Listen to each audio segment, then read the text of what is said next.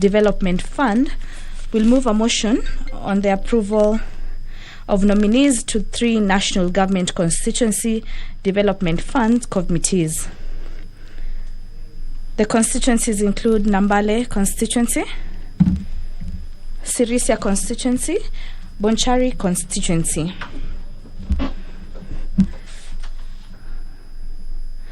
The following bills have also been lined up for debate in the second reading. The bills include the Kenya Roads Amendment Bill, National Amendment Bill number 13 of 2021, the Central Bank of Kenya Amendment Bill, National Assembly Bill number 10 of 2021, the Radiographers Bill, National Assembly Bill number 47 of 2019, the National Cohesion and Peace Building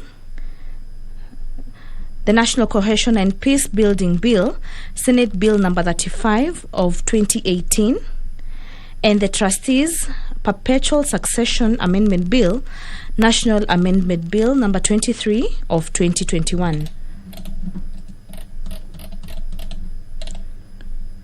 Also this afternoon, the following members will ask questions pursuant to the provisions of Standing Order 42A, subsection 5. The nominated member, Honorable Gideon Keter, MP, to ask the Cabinet Secretary for Sports, Culture and Heritage, could the Cabinet Secretary explain whether there are any plans to rehabilitate the Kenya National Archives, which is in a dilapidated state, considering its importance as a hub and gallery of most of the artifacts in the country? Could the Secretary further explain why most artifacts have been removed from archives despite being protected by the 1954 Cultural Property Convention, which does not allow any movement of artifacts without authorization of the United Nations Educational, Scientific and Cultural Organization, UNESCO?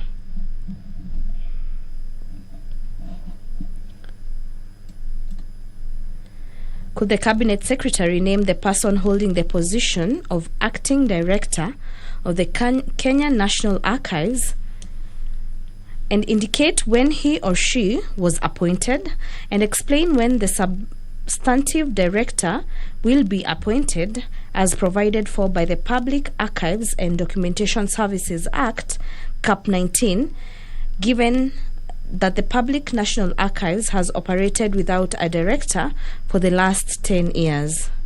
This question will be replied before the Departmental Committee on Sports, Culture and Tourism.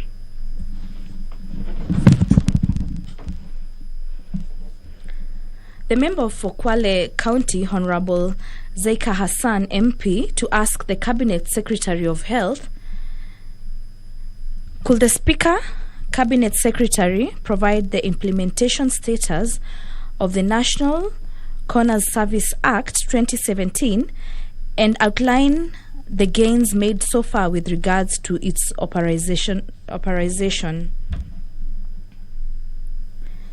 Could the Cabinet Secretary explain the reasons for delay in the full authorization of the Act? This question will be replied to before the Departmental Committee on Health. Also, the member for Ainkoli MP, William Chepkut, to ask the Cabinet Secretary for Water, Sanitation and Irrigation, could the Cabinet Secretary provide the implementation status of the TOT Kalua Irrigation Scheme at the border of Baringo and Elgeyo Marakwet counties, whose cost is estimated to be 245 million.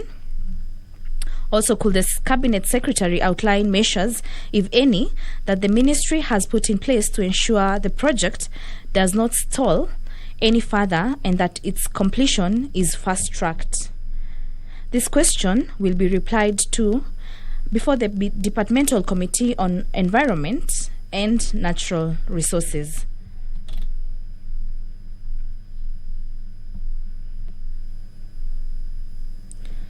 Among the questions, the member for Kathiani, Honorable Robert Mbui, to the Cabinet Secretary for Transport, Infrastructure, Housing, Urban Development, and Public Works, will ask the following question.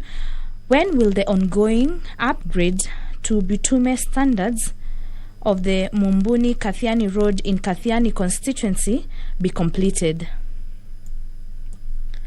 Considering that the completed sections of the road have already started developing potholes, could the Cabinet Secretary undertake to ensure that the road is constructed to the state standards? This question will be replied to before the Departmental Committee on Transport, Public Works and Housing. The Speaker of the National Assembly, Honorable Justin Muturi, is making his way into the chamber just to begin the proceedings of the day. My name is Doris Nkatha. Enjoy your viewing and have a good afternoon.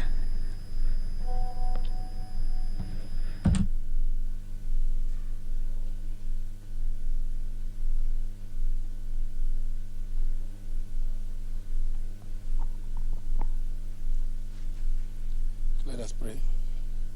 Almighty God, who in wisdom and goodness have appointed the office of leaders and parliaments for the welfare of society and the just government of the people, we beseech you to behold with abundant favor us, your servants, whom you've been pleased to call to the performance of important trusts in this republic. Let your blessings descend upon us here assembled, and grant that we treat and consider all matters that shall come under our deliberation in so just and faithful a manner as to promote your honor and glory, and to advance the peace, prosperity, and welfare of our country, and of those whose interests you committed to our church. Amen.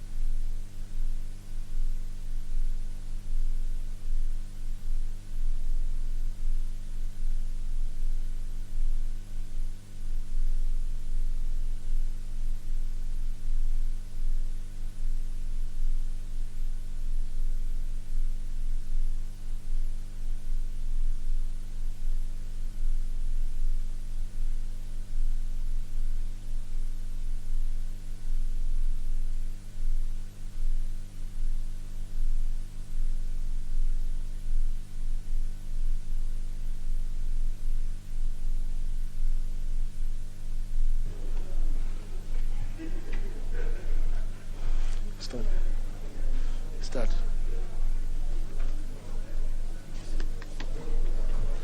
Order number 1, administration of oath. Order number 2, communication from the chair. Order number 3, messages. Order number 4, petitions.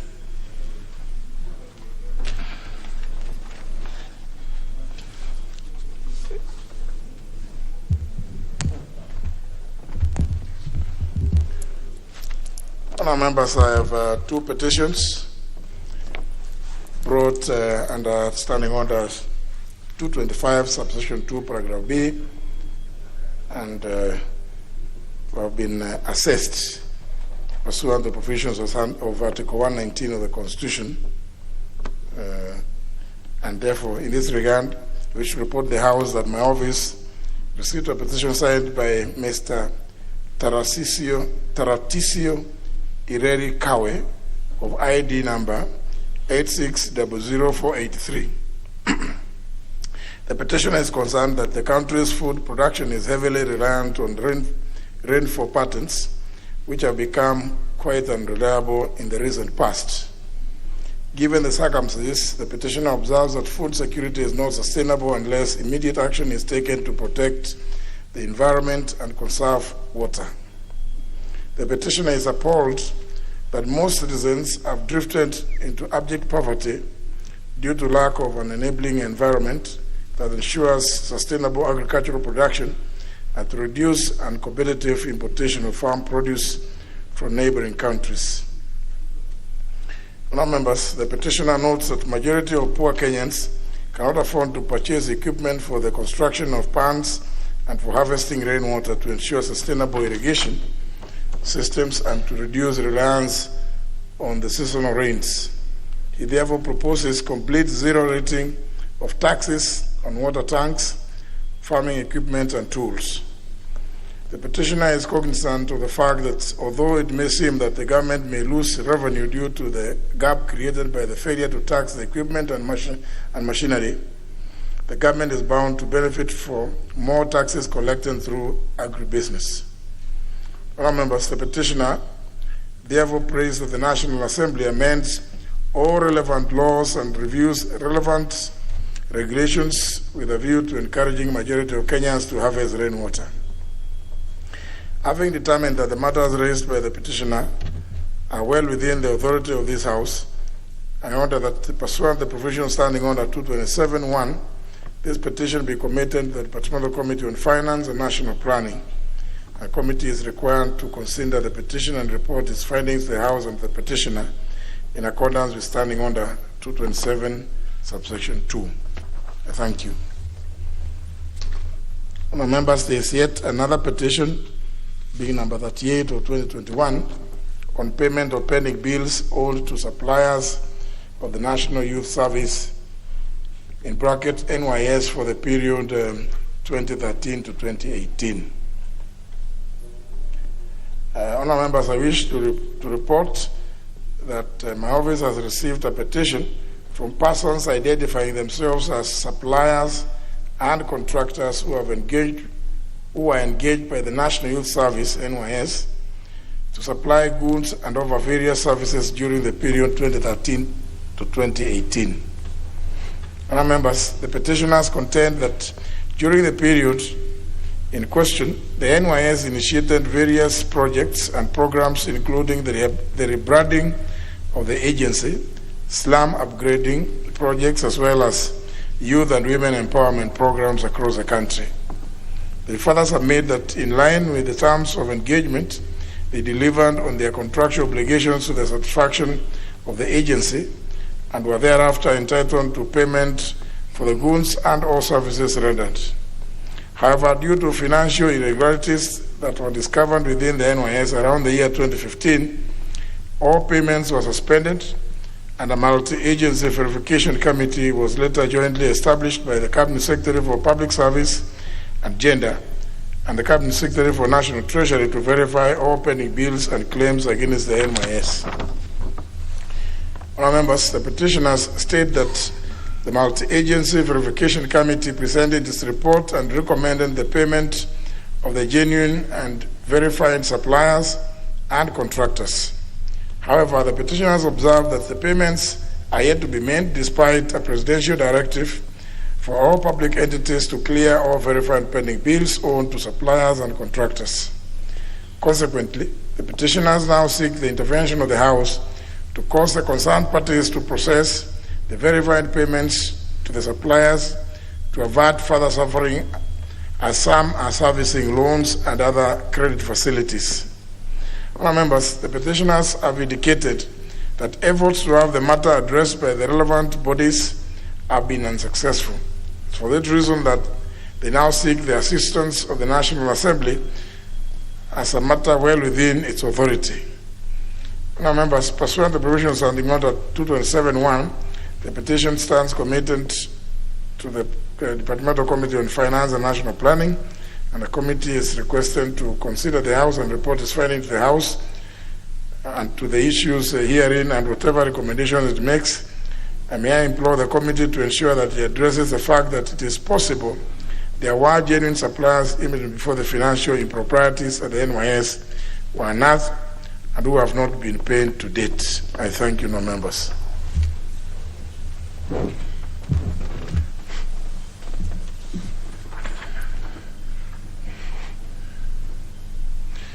On the same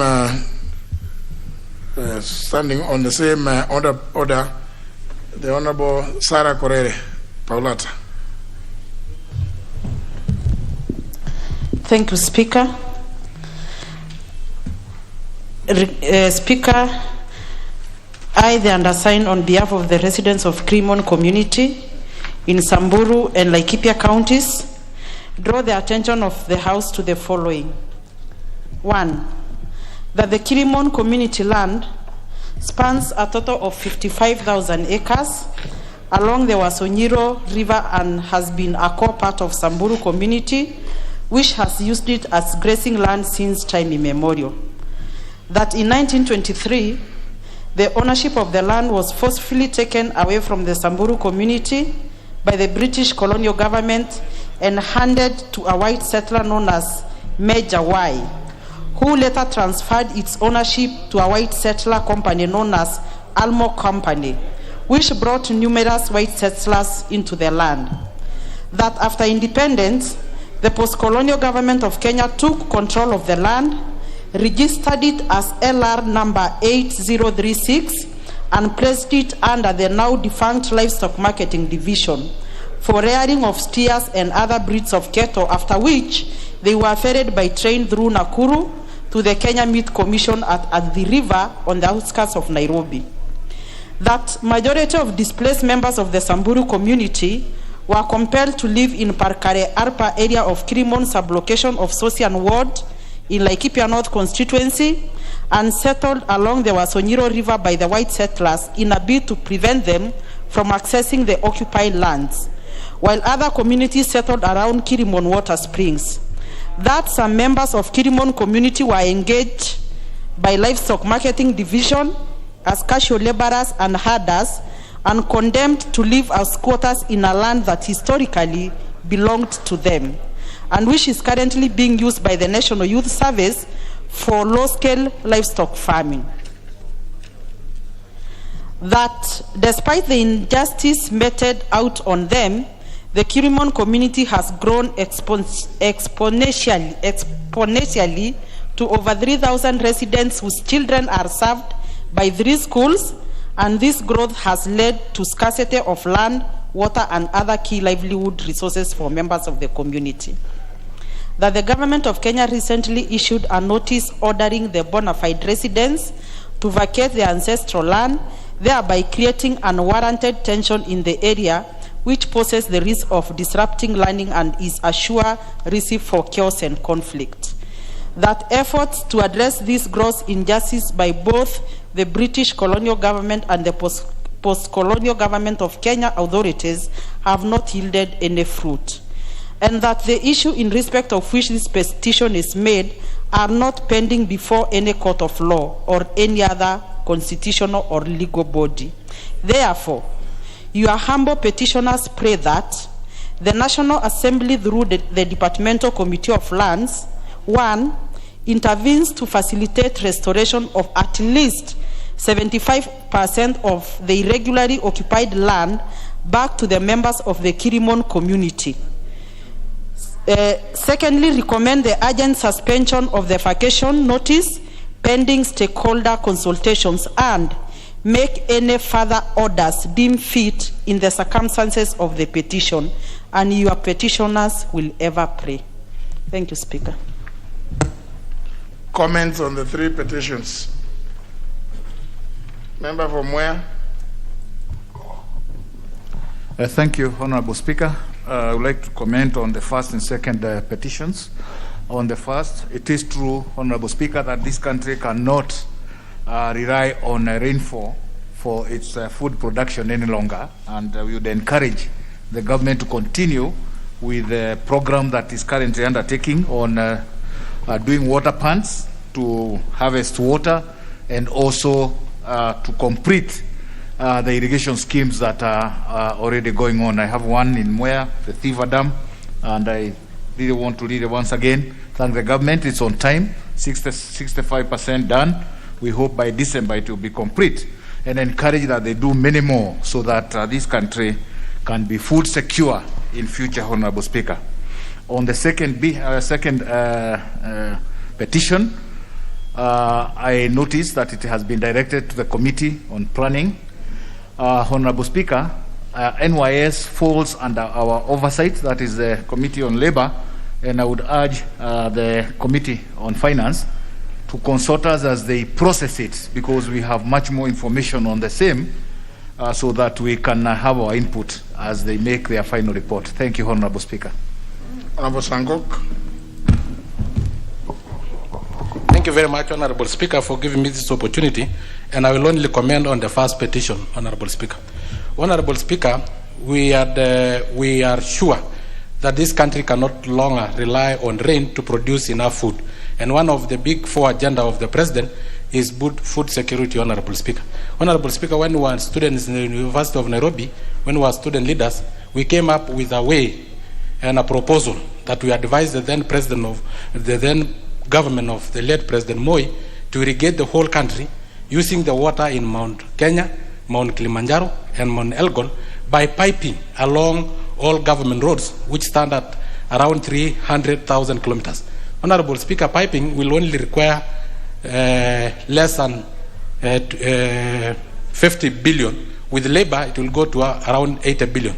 Honorable Speaker, and water will be flowing instead of to Indian Ocean, it will be flowing to our farms, and we'll have enough food.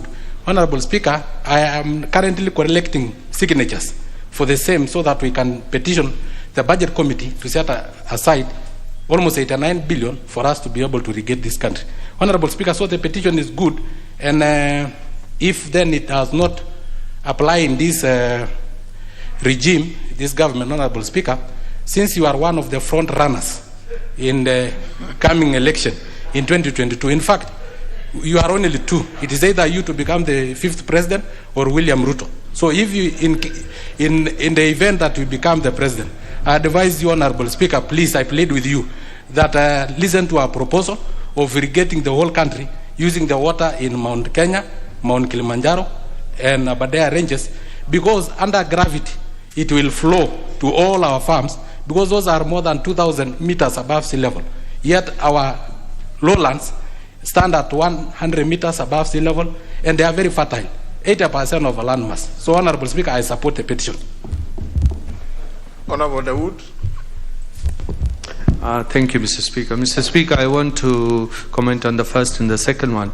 Mr. Speaker, Mr. Irrigation has rightly put it that the farm implements should be zero rated. But not just that, Mr. Speaker, we should even see how we are going to improve on the agrarian economy, because that's the way to go for this country, and we should be able to be food sufficient in the next 15 to 20 years. Mr. Speaker, regarding the second petition, I remember the CS Finance, when he was here giving the budget speech, that all pending bills should be clear before the end of last financial year.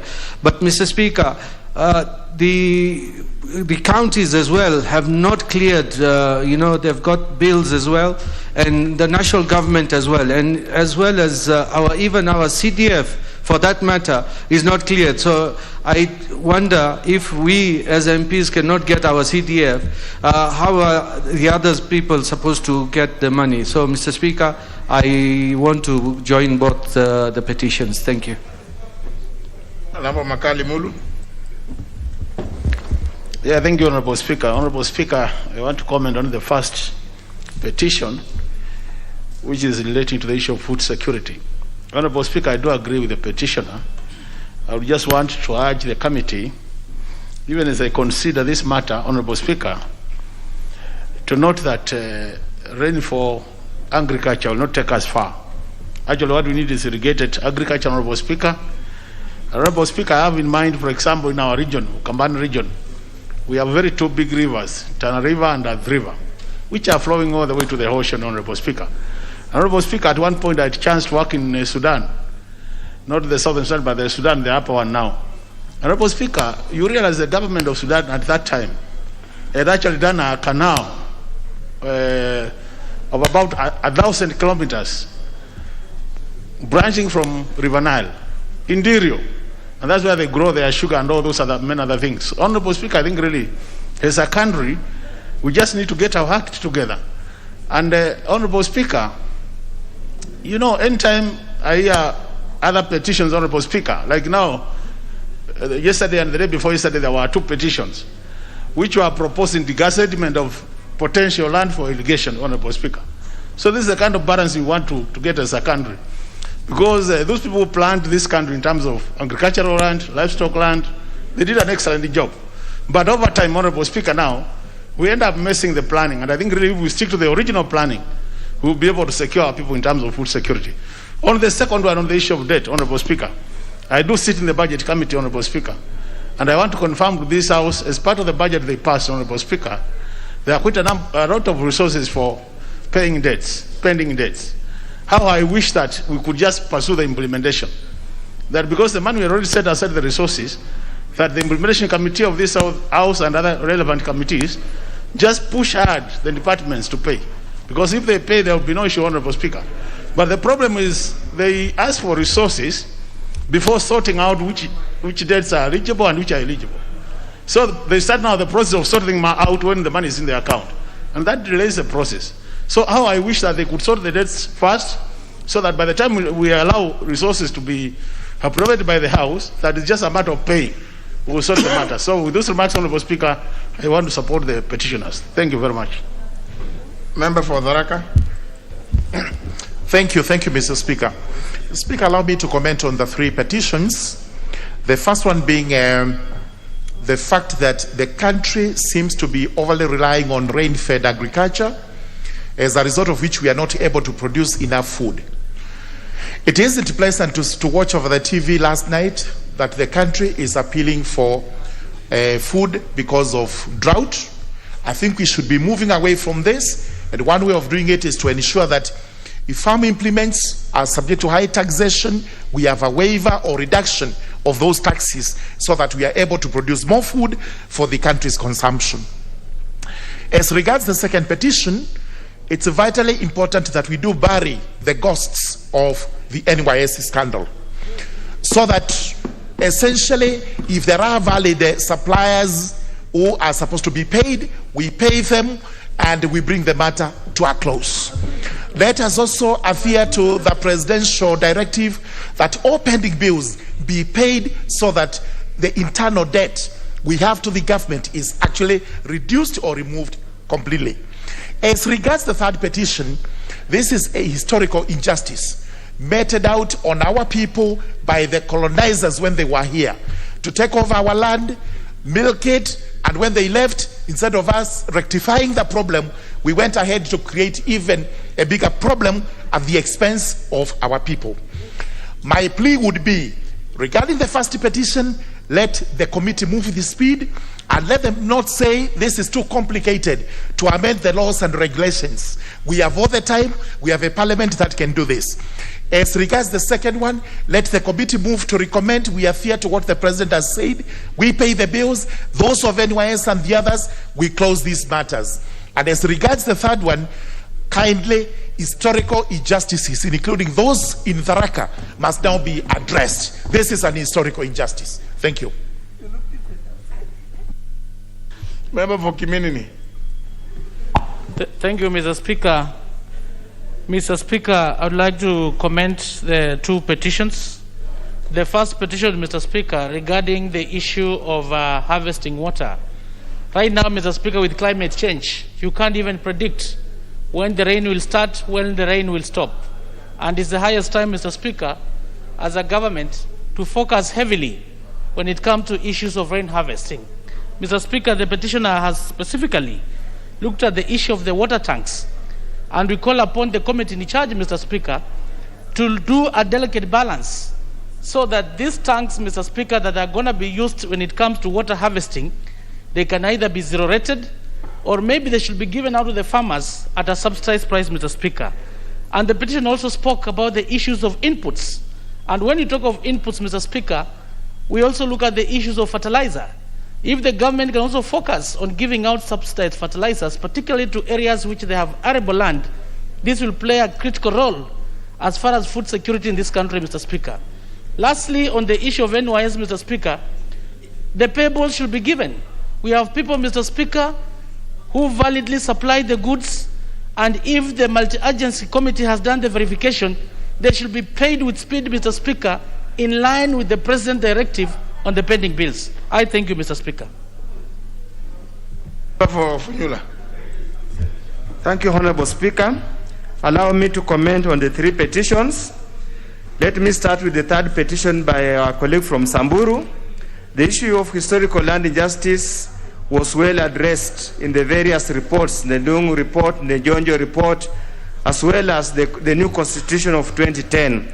Honorable Speaker, even the National Land Commission Act is expressly clear on the process of addressing the historical land injustice. I just pray and hope the petition is not time-barred, because there's a time frame when to make those claims for historical land injustice.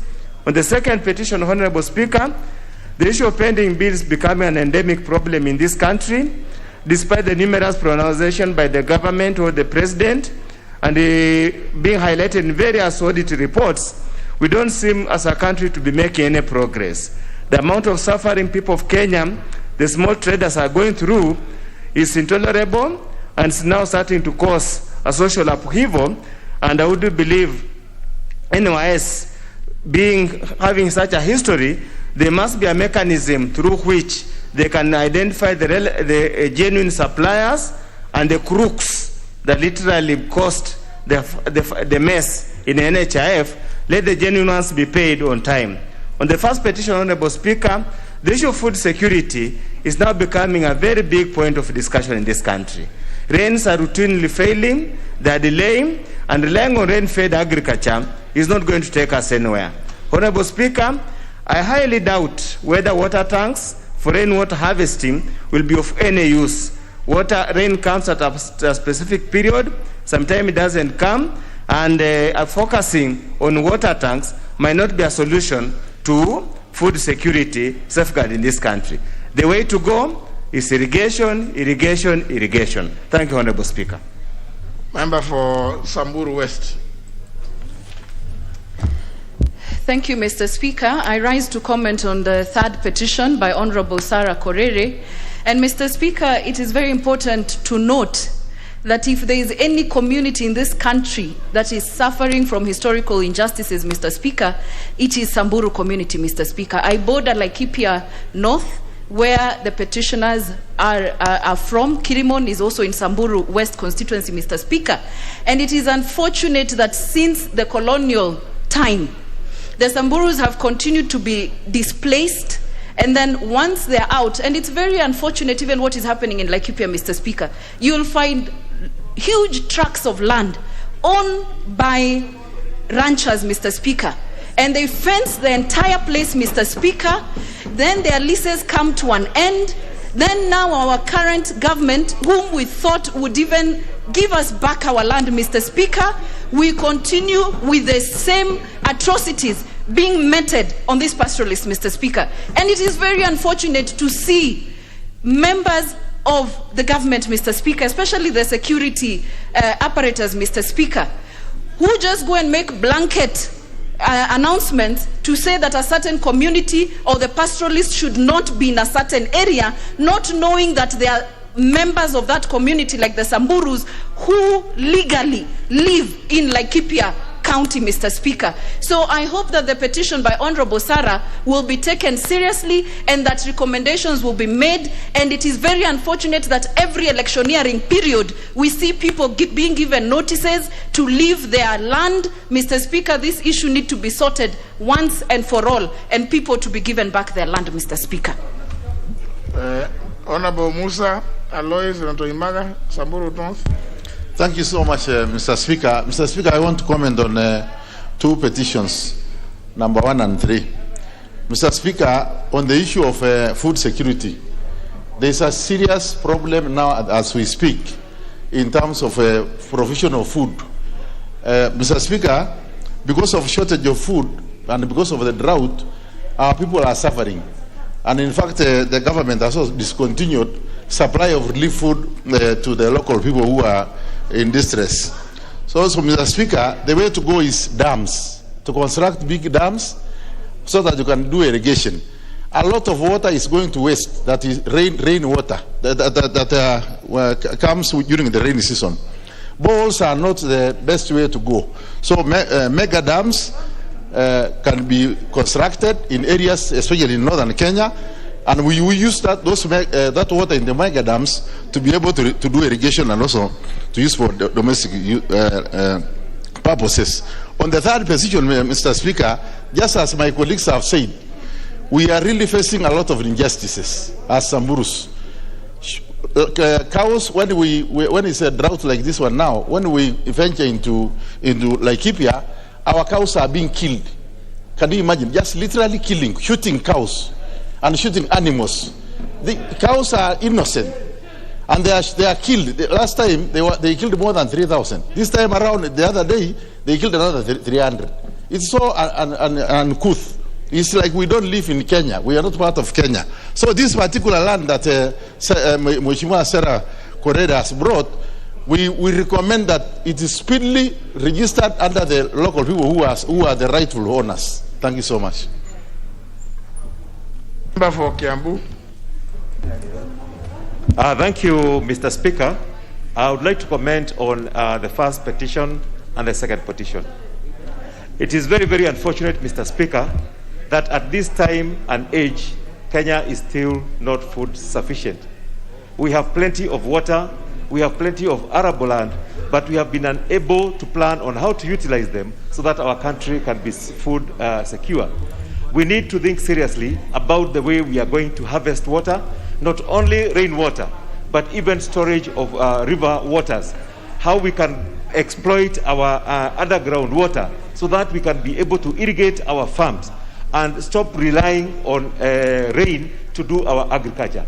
And I believe that if we made proper use of our rivers, we would be self-sufficient as far as food is concerned. On the second petition, Mr. Speaker, genuine traders who were trading with NYS never got paid. But those who stole got their money and they went away. But those who did genuine business are suffering because of those who stole. So, and the president has said this time and again that pending bills must be paid. Now, NYS has continued to do other works. NYS has continued to pay fresh contractors, but they have forgotten to pay the pending bills. I think time has come when those traders must be paid. And when I talk this, Mr. Speaker, I'm speaking as the chairman of the Economy and Business Caucus of Parliament. And many, many people have complained about these pending bills. These suppliers have been affected a lot. Some of them are sick now because of the huge payments that have not been done. So, Mr. Speaker, the committee concerned should ensure that this matter comes to a close and these traders are paid. Thank you, Mr. Speaker. Member for Emuhaya. Honorable Speaker, thank you so much for this opportunity. I'll make a comment on the petition that concerns NYS, which our able chairman did make a comment on, that yes, we need to have the payments of all the pending bills, especially those that are accrued with NYS.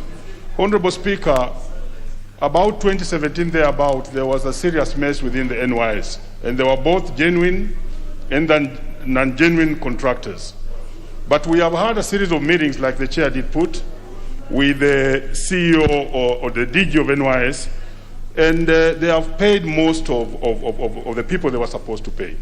But there was a multi-agency team that was put in place in order to actually sieve to know who should be paid and who should not be paid. So again, like he did indicate, before it goes to whatever committee that it has been taken to, it's very important that a consultation with Labour be done so that they are given a report on the progress of what was happening with these pending bills of NYS, because it was a whole while of a milli in terms of who were the genuine suppliers and who are not the genuine suppliers. Otherwise, we stand with all other genuine contractors who have not been paid their pending bills that they should be paid. Secondly, Honourable Speaker, on the petition by Honourable Sarah for Samburu, the land that was alienated, I would wish to indicate that much of the theories that state and actually count on land ownership is the first occupancy theory. And the first occupancy theory has sufficed the times that those who settle in a place first become the owners of that particular land. And the Samburus are just victims of the colonial land ordinances that began in 1902 and proceeded all the way to 1915 and so on and so forth. That is 18, but not 19. And therefore, they lost their land. But they are lucky. Honorable Sarah, your team is lucky because your land was taken to the public. There are those who lost their land and was privatized. It's a more difficult scenario where the land was privatized. So it's very important that public participation, like she did indicate, be invoked before the land is just taken off from the people. Because the people will continuously demand for their land, because that land was theirs. And they only lost it courtesy of the colonization. And the new colonial masters must know that at one point in time, they'll have to surrender the land that they took after the original owners had lost their land. This has really affected most of the pastoralists in this country. With those few comments, I want to support the two petitions. Thank you, Honourable Speaker. Member for Kenago.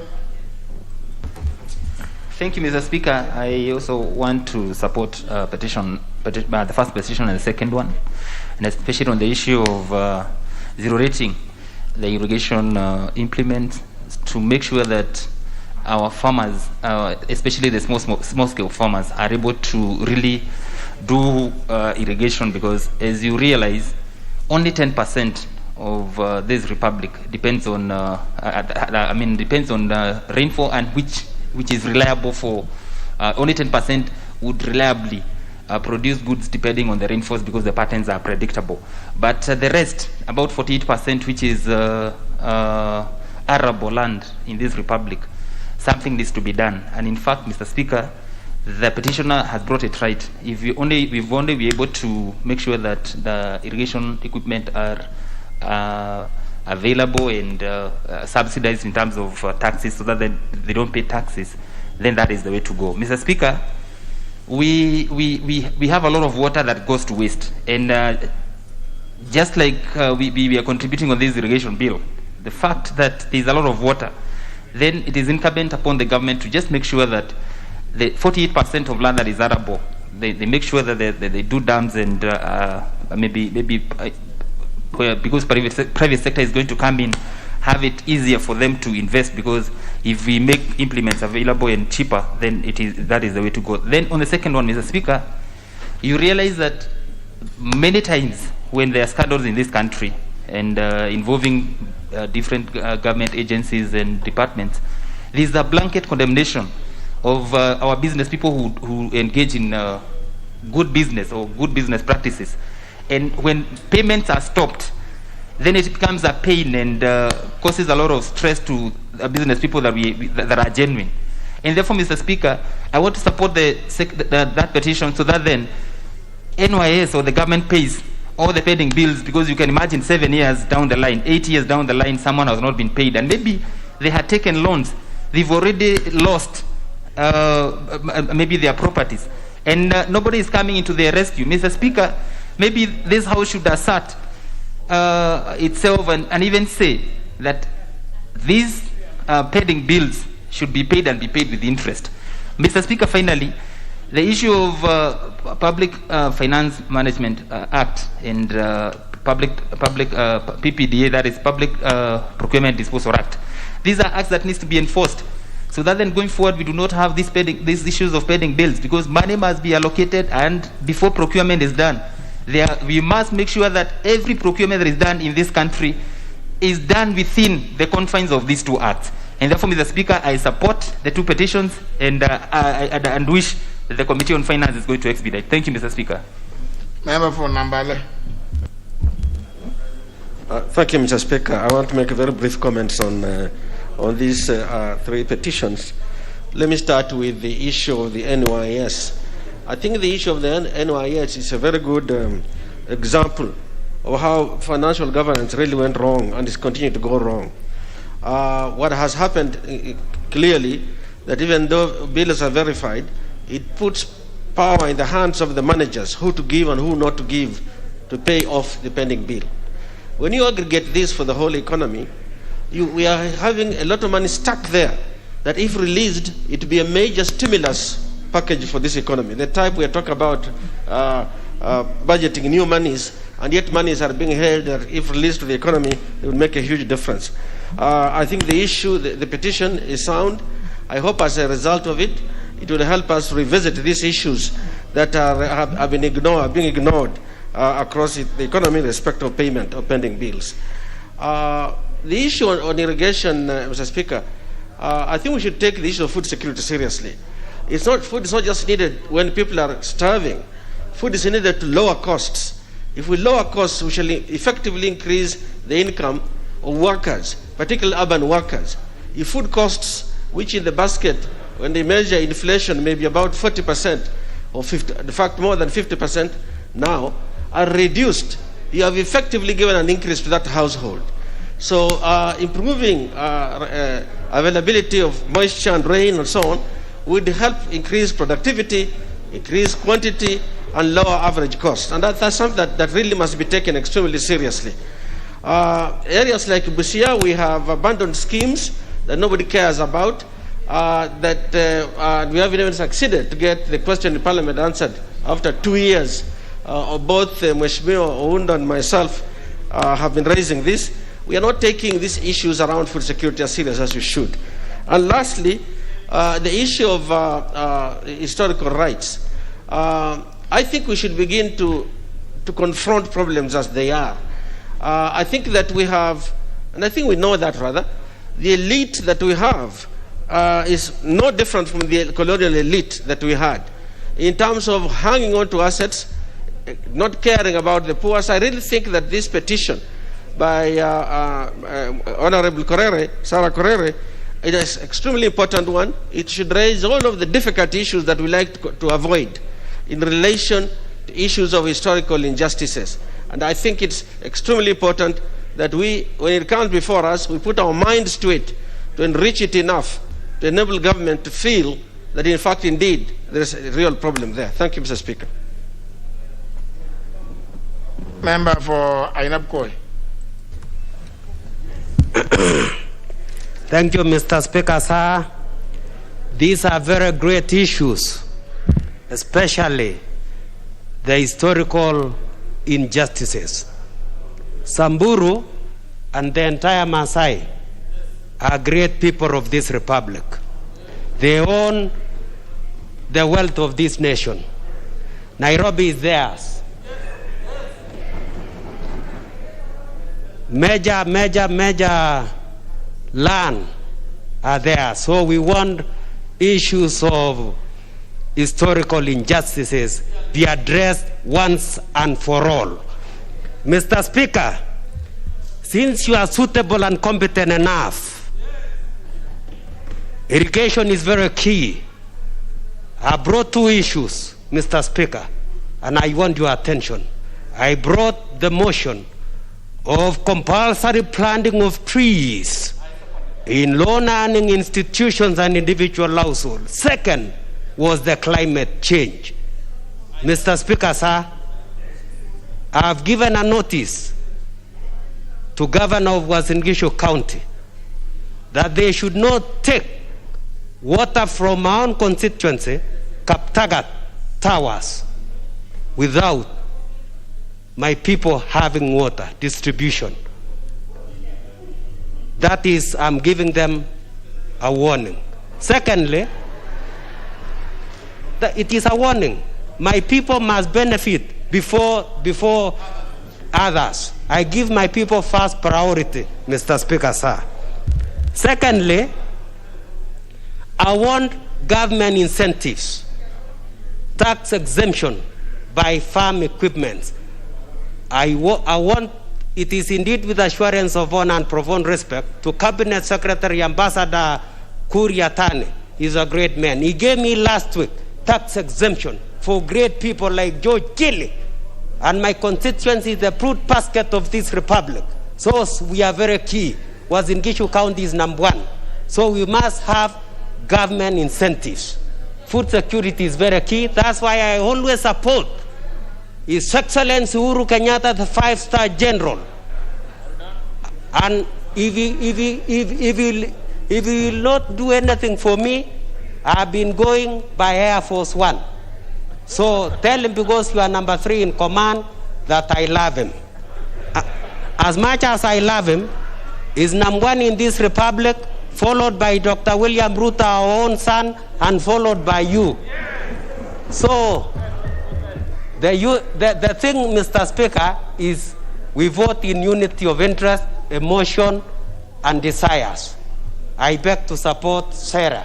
You are a great woman of this republic. Thank you. Well, honour members, in the course of debate yesterday on some of the motions, I did indicate that members, I think many of you tend to forget your standing order so fast. The Honourable Chepkut concluded by congratulating somebody, and he faced behind to his back. This is the Honourable Sarah Korere. But even you referred to her as a great woman. But even as you are contributing, I watched the Honourable Sarah Korere walking away. She is not anywhere. People are commenting on her petition, and she has already left the chamber. Surely, you know, honourable members, sometimes it's not fair. The Honourable Sarah has brought a very, very important petition. Members are contributing, making comments, congratulating her, among other things, but she has already taken off. Anyhow, the petition is referred to the Committee on Lands to deal with, and the other 2 are referred to the Committee on Finance and Planning. The time for comments is over. I can see very, very many of you wanted to contribute, to comment, but the time is over. I observe 30 minutes and it's over. So we go to the next order. Order number 5, papers. Leader of the Majority Party. Honourable Speaker, I beg to lay the following papers on the table of the House. Today, Thursday, August 19th, 2021, during the afternoon sitting. Number 1, the proposed budget ceilings for each constituency for the financial year 2021-2022 from the National Government Constituencies Development Fund Board. Number 2, reports of the Auditor General and financial statements in respect to the following institutions for the year ended 30th of June 2019 and the certificates therein. Number A, Nzoia Sugar Company Limited. Number B, Kenya National Highways Authority. And C, Kenya Roads Board Fund. Number 3, the report of the Auditor General and financial statements of the Kenya European Union Partnership for the implementation of the national strategy to counter violent extremism in Kenya for the year ended 30th of June 2020 and the certificates therein. Thank you, Honourable Speaker.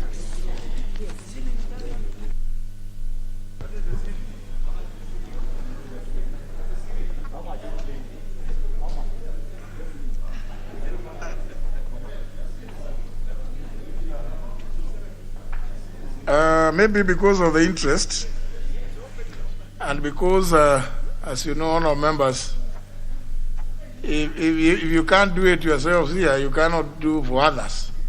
So I wish to allow the chair or chairman. I don't think whether it is right to call a human being a chair.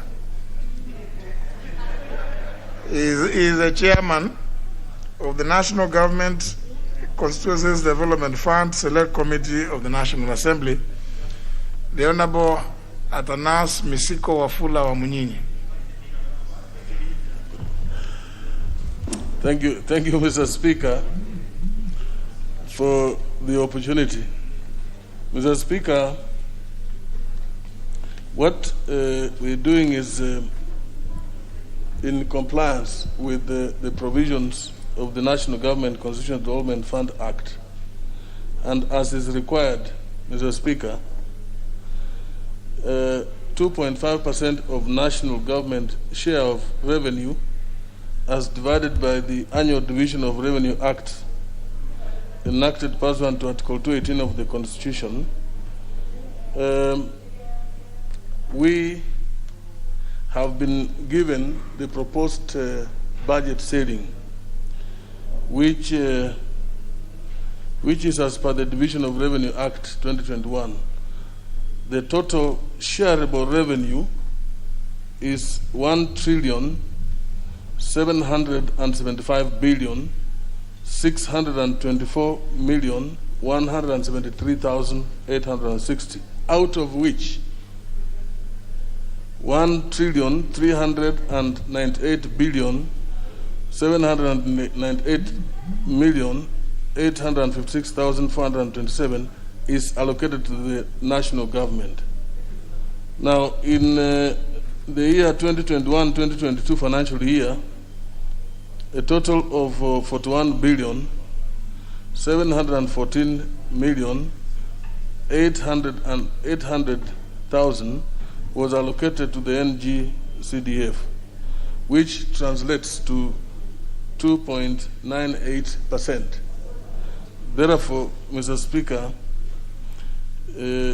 this means that the conditions set out in Section 4 of the Act have been complied with. Mr. Speaker, further, as Section 4.3 of the Act requires that the monies appropriated to the fund in any financial year shall not be less than that of the previous year as appropriated. The amount, therefore, for this year, Mr. Speaker, is 41,714,800,000 allocated. Mr. Speaker, the board shall, with the approval of the Committee of the National Assembly, allocate funds for every constituency in each financial year as provided in Section 34. And therefore, pursuant to these provisions, I hereby, Mr. Speaker, present the list of all the 290 constituencies plus the amount for each constituency, Mr. Speaker, which is 137,088,879 shillings. Mr. Speaker, the reason why there was a delay in presenting this, we had, as a committee, been pushing for enhancement of this amount from within the funds allocated, to the extent that you see the board has taken about 5%, which is about 1.9 billion. So, Mr. Speaker, the committee had wanted to reduce this percentage to about 3 to 4%, so as to enhance the allocation to the constituencies. It will be a small amount by about 2 to 3 million per constituency. We did not agree to this proposal. We had hoped that we would get the PS at the Treasury together with the Department of Planning, with the board, to sit with us so that we can get this done, but this has not been possible. We have decided, for the sake of ensuring that members prepare the project proposals so that we ask the Treasury to release money for the first quarter as we pursue now the difference, what proposals that we are making. So that's where we are, Mr. Speaker, and I want to appeal to colleagues to, without delay, submit the project proposals, so that on our part we have already asked the board to ask the Treasury to release money for the first quarter, so that by December you have got money for bursary and you're going to implement your projects, Mr. Speaker. By December. Mr. Speaker, we also have constituencies that have not received the full allocation for this financial year. Yes, a few constituencies. Let me now clarify, Mr. Speaker, that the amount remaining for some constituencies is about 5 million, 10 million, 13 million, something like that. I think I can table the list a little later. But the point I was trying to say, Mr. Speaker, is that the arrears which we have ought to have been dealt with during the budgeting, at supplementary and main budget. We did not do that, Mr. Speaker. But, Mr. Speaker, even in our effort to get these percentages adjusted, we intended to cover up, to ensure that the constituencies recover as we move on from, the amounts that we have to get their funds enhanced at the constituency. So, Mr. Speaker, given time, we're going to pursue this, but also I want to ask members who are asking why to appreciate the fact that it is this House that, provided the budget, that did the appropriation, that gave funds, to be utilized. Mr. Speaker, and it is our own budget committee. Yes, I did, Mr. Speaker. It's a budget committee that decided, and you members approved. It's not just a budget committee. You members approved it. Now you are asking me why. When you approved it yourselves. So, Mr. Speaker, let us be serious and to look at our issues. You cannot question something you did yourself, Mr. Speaker. Even you, Mr. Speaker, you are here, you saw.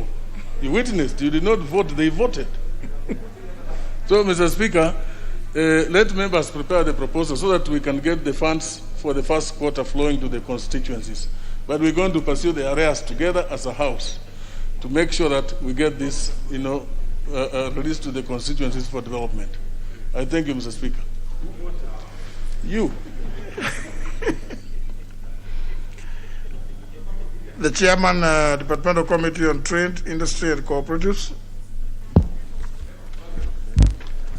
Thank you, Honorable Speaker. Honorable Speaker, I beg to lay the following paper on the table of the House today, Thursday, August 19, 2021, in the afternoon sitting. Report of the Departmental Committee on Trade, Industry and Cooperative on its consideration of sessional paper number 4 of 2020 on the National Cooperative Policy on promoting cooperatives for socio-economic transformation. Many thanks indeed, Honorable Speaker. The Honorable Nzioka Kivaso, member from Mboni. Thank you, Honorable Speaker. Honorable Speaker, I beg to lay the following paper on the table of the House today, Thursday, August 19, 2021, afternoon sitting. Report of the Departmental Committee on Communication, Information and Innovation on its consideration of the Information Communication Technology Practitioners Bill, National Assembly Bill, number 38 of 2020. Thank you, Honorable Speaker. Next order. Order number 6, notices of motion. Honorable Ali Hadan Haj. Thank you, Honorable Speaker. Honorable Speaker, I beg to give notice of the following motion, that this House adopts the report of Departmental Committee on Trade, Industry and Cooperatives on its consideration of sessional paper number 4 of 2020 on the National Cooperative Policy laid on the table of the House on Thursday, August 19, 2021, and further approves sessional paper number 4 of 2020. Thank you, sir. Next order. Order number 7, questions and statements. First question, first segment, Roman 1. Nominated member Gideon Keter.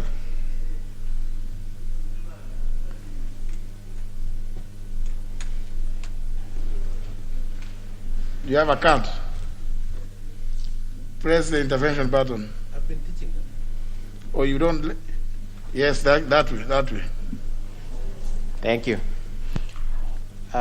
Honorable Speaker, pursuant to the provision of Standing Order number 44, 2C, I rise to request for statement from the chairperson of the Departmental Committee on Administration and National Security regarding the recent killings of young men in Embu County, Kitengela, in Kajiado County, and other parts of the country.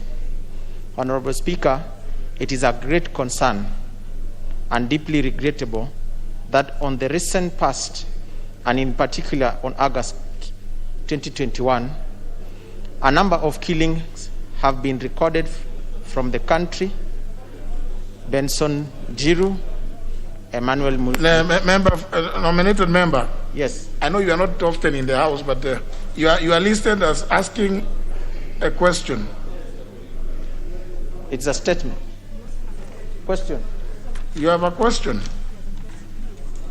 Yes, on the National Archives? Yes. Yeah, that is a question. We are at the stage of questions. Thank you for the... okay, I rise to ask question number 202 of 2021 to ask the CS Sports and Culture and Heritage that could the Cabinet Secretary explain whether there are any plans on to rehabilitate the Kenya National Archives, which is in dilapidated state, considering its importance as a hub and a gallery of most of the artifacts in the country. Could the Cabinet Secretary further explain why most artifacts has been removed from the archives despite being protected by the 1954 Culture Property Convention, which does not allow any movement of artifacts without authorization of the United Nations Educational, Scientific and Cultural Organization? Also, could the Cabinet Secretary name the person holding the position of the Acting Director of the Kenya National Archives, indicate when he or she was appointed, and explain when the substantive director will be appointed as provided by the Public Archives and Documentation Act, Cap 19, given that the Public National Archives has operated without a director for the last 10 years. Thank you, Mr. Speaker.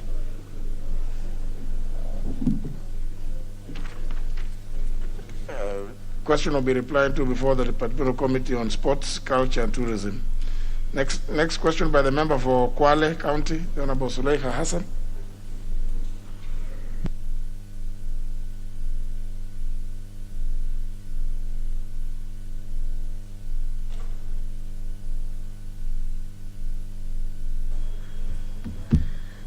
Thank you, Mr. Speaker. I hereby rise to ask question 229/2021 to the Cabinet Secretary for Health. Could the Cabinet Secretary provide the implementation status of the National Coroner Service Act 2017 and outline the gains made so far with regard to its operationalization? 2, could the Cabinet Secretary explain the reasons for delays in the full operationalization of the Act? Thank you. The question will be replied to before the Departmental Committee on Health. Next question is by the member for Ainabkoi, Honorable Chepkut. Thank you, Mr. Speaker, sir. Permit me to I rise to ask question number 316/2021. Could the Cabinet Secretary for Water, Sanitation and Irrigation. 1. Could the Cabinet Secretary provide the implementation status of the third Kalawa irrigation scheme at the border of Elgeyo Marakwet and Baringo counties, whose cost is estimated to be Kenya shilling 245 million. 2, and the last one, could the Cabinet Secretary outline the measures, if any, that the ministry has put in place to ensure that the project does not stall any further, and that is the completion is fast-tracked? Thank you, Speaker, sir. Question will be replied before the Departmental Committee on Environment and Natural Resources. The next question is by the member for Kathiani, who has requested for its deferment. The request was acceded to. So we move to the next question by the member for Mogotio, the Honorable Daniel Toitoek. Thank you, Speaker, for giving me this opportunity to ask question number 329 of 2021 to the Cabinet Secretary for Energy. 1. Could the Cabinet Secretary outline the extent of geothermal drilling activities in Kajiado, Narok, Nakuru, Baringo, Turkana, and Samburu counties? 2. Could the Cabinet Secretary list the names of companies which were awarded concession tenders to undertake geothermal drilling activities in these counties, in particular at Aru site, Mogotio constituency? 3. Could the Cabinet Secretary confirm if comprehensive public participation was carried out prior to settling on the companies to carry out the drilling activities, in particular for Mogotio constituency at Aru's geothermal site? And finally, Speaker, 4, could the Cabinet Secretary also give the status of the drilling activities by each of the contracted companies and the achievements made so far in drilling of geothermal wells in the above listed counties? Thank you, Speaker. Question will be replied to before the Departmental Committee on Energy. Next question by the member for Embakasi West, the Honorable Dauri. Thank you, Mr. Speaker. I rise to ask a question to the Cabinet Secretary for Transport, Infrastructure, Housing, Urban Development and Public Works. Could the Minister consider erecting barricades along Outer Ring Road in Nairobi City County, particularly between Taj Mahal Stage and Allsops, to prevent pedestrians from crossing below the footbridges located between the two locations, so as to forestall recurrence of multiple accidents which are being witnessed almost on a daily basis in the said areas? 2. What measures has the ministry put in place to ensure comprehensive road safety campaigns are carried out to sensitize Kenyans on road safety and traffic rules, particularly in urban areas in the country? Thank you, Mr. Speaker. The question will be replied to before the Departmental Committee on Transport, Public Works and Housing. The next question is by the member for Kibra, the Honorable Bernard Okoth.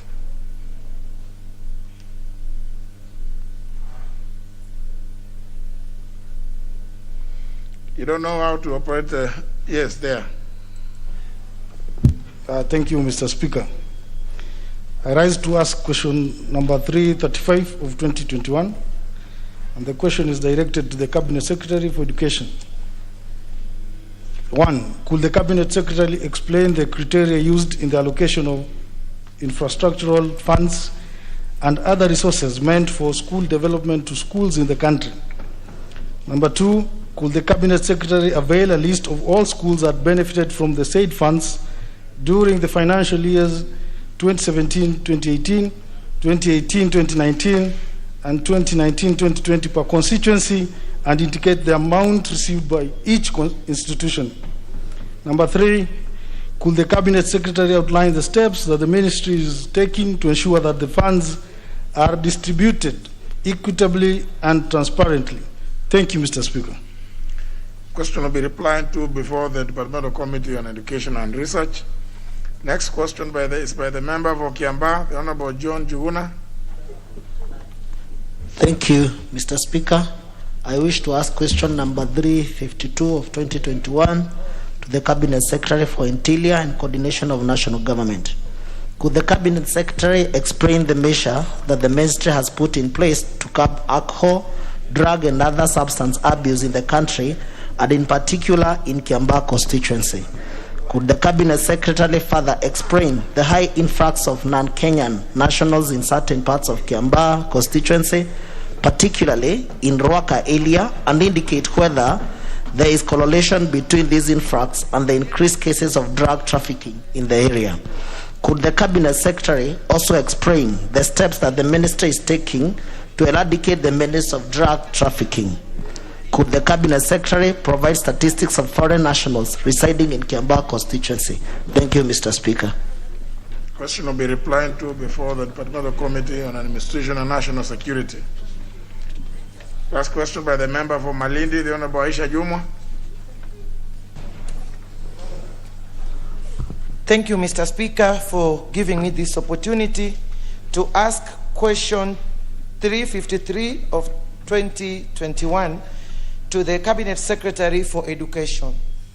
Mr. Speaker, could the Cabinet Secretary explain why high school management boards, both in public and private schools across the country, make it mandatory for parents and guardians to purchase schools items such as school uniforms and mattresses, among others, from their respective schools, which cost higher than prices at most independent outlets? Two, Mr. Speaker, could the Cabinet Secretary consider issuing a directive to all schools in the country to stop compelling parents and guardians to purchase such items from schools but only provide specifications? Could the Cabinet Secretary also explain why school principals continue to send students home due to remedial payment, which is not included fees structure against government's directive? Mr. Speaker, the last one, could the Cabinet Secretary indicate the actions taken against school principals across the country who have failed to comply with the directive of the government on reduction of fees, and that they should charge the approved school fees? Thank you, Mr. Speaker. Question will be replied to before the Departmental Committee on Education and Research. Go to the next segment.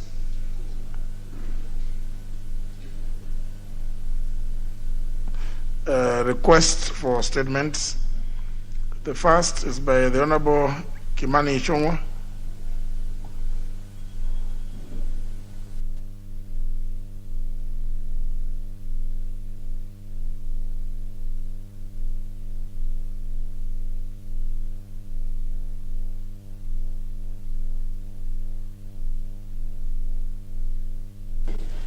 Honorable Speaker, pursuant to the provision of Standing Order 44-2C, I raised request for statement from the chairperson of the Departmental Committee on Administration and National Security regarding recent killings of young men in Embu County, Kitengela, in Kajiado County, and other parts of the country. Honorable Speaker, it is of great concern and deeply regrettable that on the recent past, and in particular on August 2021, a number of killings have been recorded across the country. Benson Jiru Ndwiga and Emmanuel Mutura Ndwiga lost their life in Embu, while Moses Kimathi Jiru lost his life in Manyata. Further, 4 young men, namely Fred Mureithi, aged 30, Victor Mwangi, a businessman, and aged 25, Mike George, aged 29, and Nicholas Musa, aged 28, who were murdered in Kitengela on 8th August 2021, and there are 3 motorbikes burnt along their identity cards. In Kiptagich location in Nakuru County, a Form 2 student by the name Emmanuel Koech Rono was shot dead by a police officer. Honorable Speaker, it is against this background that I seek a statement from the chairperson of the Departmental Committee on Administration and National Security on the following. What is the status of investigation into the killings of the said young men, namely Benson Jiru Ndwiga, Emmanuel Mutura Ndwiga, Moses Kimathi Jiru, Fred Mureithi, Victor Mwangi, Mike George, Nicholas Musa, Emmanuel Kipkoech Rono, on the said places on different dates? Could the chairperson explain whether any of the government investigation agencies have managed to uncover the motives for the murders and whether any suspect has been apprehended and brought to book? Could the chairperson explain what measures the government has taken to inquire into the matter to ensure such incidences are handled with urgency, and whether police officers have acquired safe de-escalation techniques to enable them diffuse situation, especially where suspects are not armed? Could the chairperson further explain how often the security personnel undertake refresher courses? Fourth, what measures is the ministry putting in place to ensure that affected families are duly compensated for the pain and suffering brought with loss of lives of their loved ones, and within which timeline will the family of the deceased be compensated? Thank you, Mr. Speaker. No, members, sometimes there are some things that you are supposed to take judicial notice of, especially when you know, for instance, that maybe action has already been taken, like where people have already been arrested and presented before courts. Come and ask the chairperson what the step, and you know the step. You know, if it was those days when ministers would be here, you would be embarrassed to ask something like that, because you would be asked whether you live in the country or somewhere else in outer space. Nevertheless, Honorable Mwadi, how soon do you think you can provide this? It's just like you are not, Honorable Member, you are not supposed also to ask about what the law says, because you are expected to know the law as a lawmaker.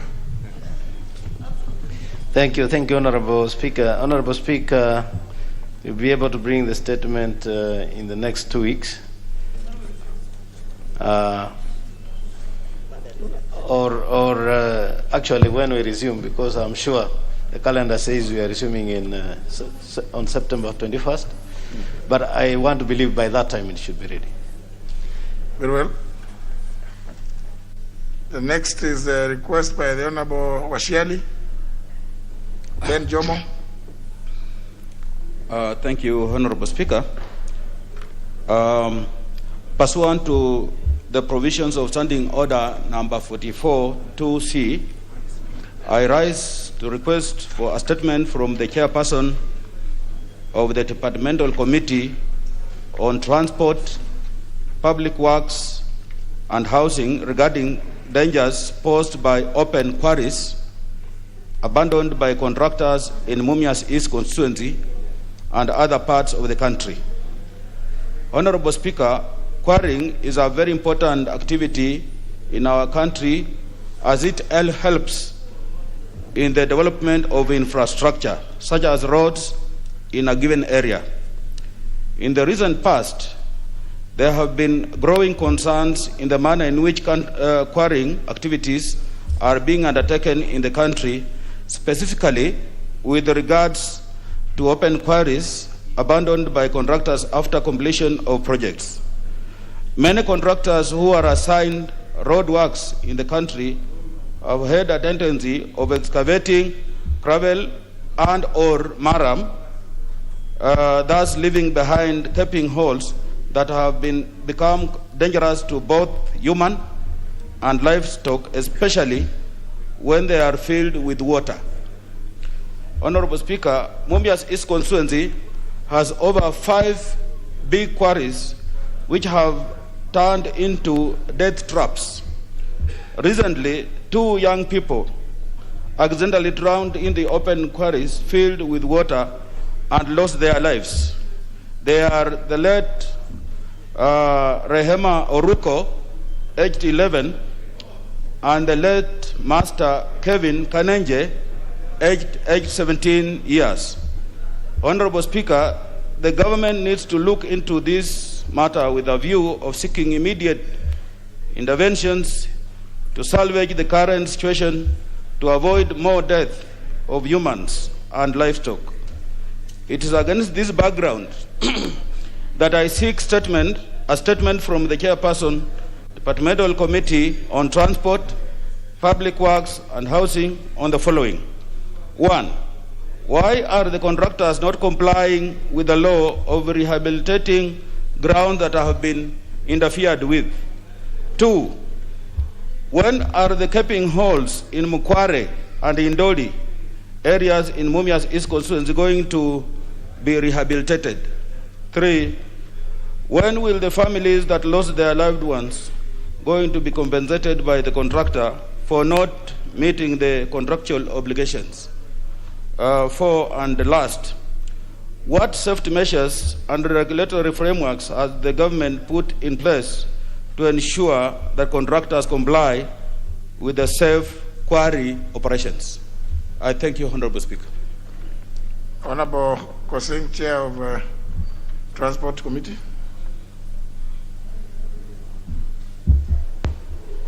I thank you, Honorable Speaker. If he gives us 2 weeks, we will bring the statement, Honorable Speaker. 2 weeks. Very well. In any event, Honorable Asheli, of course, you have looked at the calendar. You've looked at the calendar, you've seen the calendar of the House. So I believe that is not just ambitious, but it's very good. Next request is by the member for Jomfu, the Honorable Badi Twalib. Thank you, Honorable Speaker. Pursuant to the provision of Standing Order 44-2C, I wish to request for a statement from the chairperson of the Departmental Committee on Environment and Natural Resources regarding the ongoing water provision crisis in Jomvu constituency. Mr. Speaker, since 2018, residents of Bangladesh, Jomvu, Ganahola and Meritini villages in Jomvu constituency have endured months of extreme water shortage that has aggravated following delays by DANAF group contractors who are yet to complete World Bank funded water piping projects in Meritini, Mikindani and Jomvu. Mr. Speaker, despite the noble efforts by well-wishers such as Asmuk Patel, popularly known as Asu, of Mombasa Cement Company, who is utilizing water boozers to assist desperate residents, private water suppliers have taken advantage of the water shortage to charge exorbitant rates to supply water in various estates. Mr. Speaker, despite the residents conducting numerous peaceful demonstrations, no specific tangible remedial action has been taken. And it is on account of this desperate situation that I seek for a statement from the chairperson of the Departmental Committee on Environment and Natural Resources on the following, Mr. Speaker. 1, what specific factors have contributed to the drastic water shortage in Jomvu constituency? Number 2, Mr. Speaker, why has DANAF contractors delayed in completing the water piping projects? Number 3, Mr. Speaker, has the presence of water cartels in the area contributed the water crisis in Jomvu constituency through deliberately obstructing the water piping program? And finally, Mr. Speaker, within what timelines shall the residents of Jomvu constituency gain access to adequate water supply? Thank you, Mr. Speaker. Honorable Kareke Mbuki, how soon do you think you can respond to that? The Honorable Sophia Abdi. Your request will be channeled through the office of the Leader of Majority Party. There's nothing out of order on that. No, let's proceed. Let's first of all proceed with this. The next will go for the second time, the request by the Honorable Kimani Ichung'wa. Thank you, Honorable Speaker. I'm being directed by the Leader of Majority Emeritus to apologize profusely for coming late. I was in the back channel, Honorable Speaker, when you called me the first time. Therefore, my apologies to the House.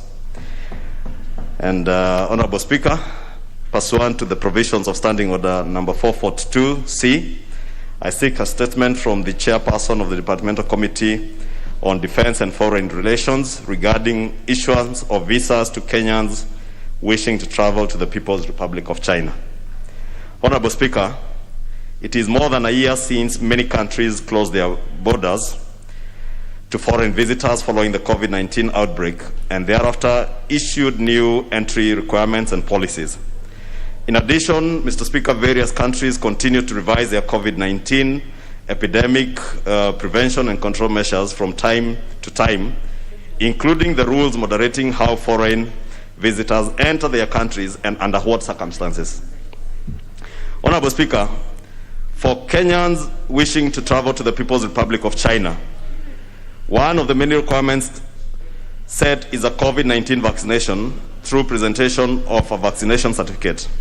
However, despite fulfilling all the other set requirements, many Kenyans wishing to travel for either business or work-related activities continue to be denied an opportunity to travel to the People's Republic of China on the account of the type of COVID-19 vaccine that they have been vaccinated with locally. Honorable Speaker, according to the World Health Organization, WHO, there are now several COVID-19 vaccines that are in use. At least 13 different vaccines across 4 platforms have been listed and administered since the mass vaccination program commenced in early December 2020 across the world. They include the Pfizer, S111, CoinShield, AstraZeneca, ASD122, Janssen AD26, 2S, and the Moderna, and the Johnson & Johnson and Sinopharm COVID-19 vaccines, Honorable Speaker. It is against this background that I seek for a statement from the Chairperson, Departmental Committee on Defense and Foreign Relations. In the statement, Honorable Speaker, I want the Chairperson to address the following matters. 1, why are Kenyans wishing to travel to the People's Republic of China being denied visas on account of the type of vaccine, COVID-19 vaccine, that they have been vaccinated locally, which are WHO approved, with the insistence by the People's Republic of China that they must be vaccinated with Chinese vaccines, Honorable Speaker. 2, why are Kenyans being denied work permits and business visas to the People's Republic of China, disadvantaging them to the benefit of Chinese middlemen who are getting unfettered access into the Kenyan boundaries, Honorable Speaker, and Kenyans have noted, Honorable Speaker, that including factory owners now are setting up shops in Nairobi and in Kenya, Honorable Speaker, to come and merchandise the goods that they manufacture, having cut out the Kenyan businessmen that were trading and importing these goods from China.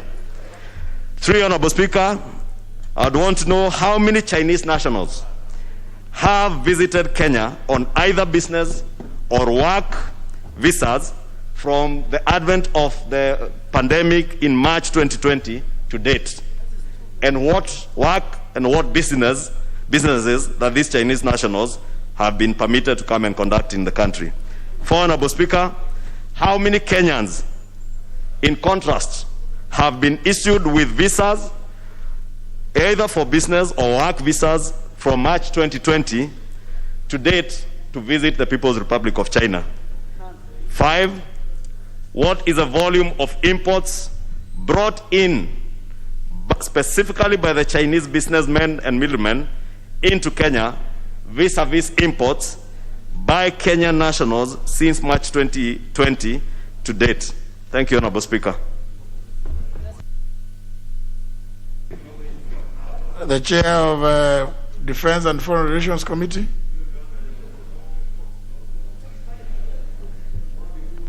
The Chair of Defense and Foreign Relations has already commenced his recess. The Vice Chair, the Honorable Tongi.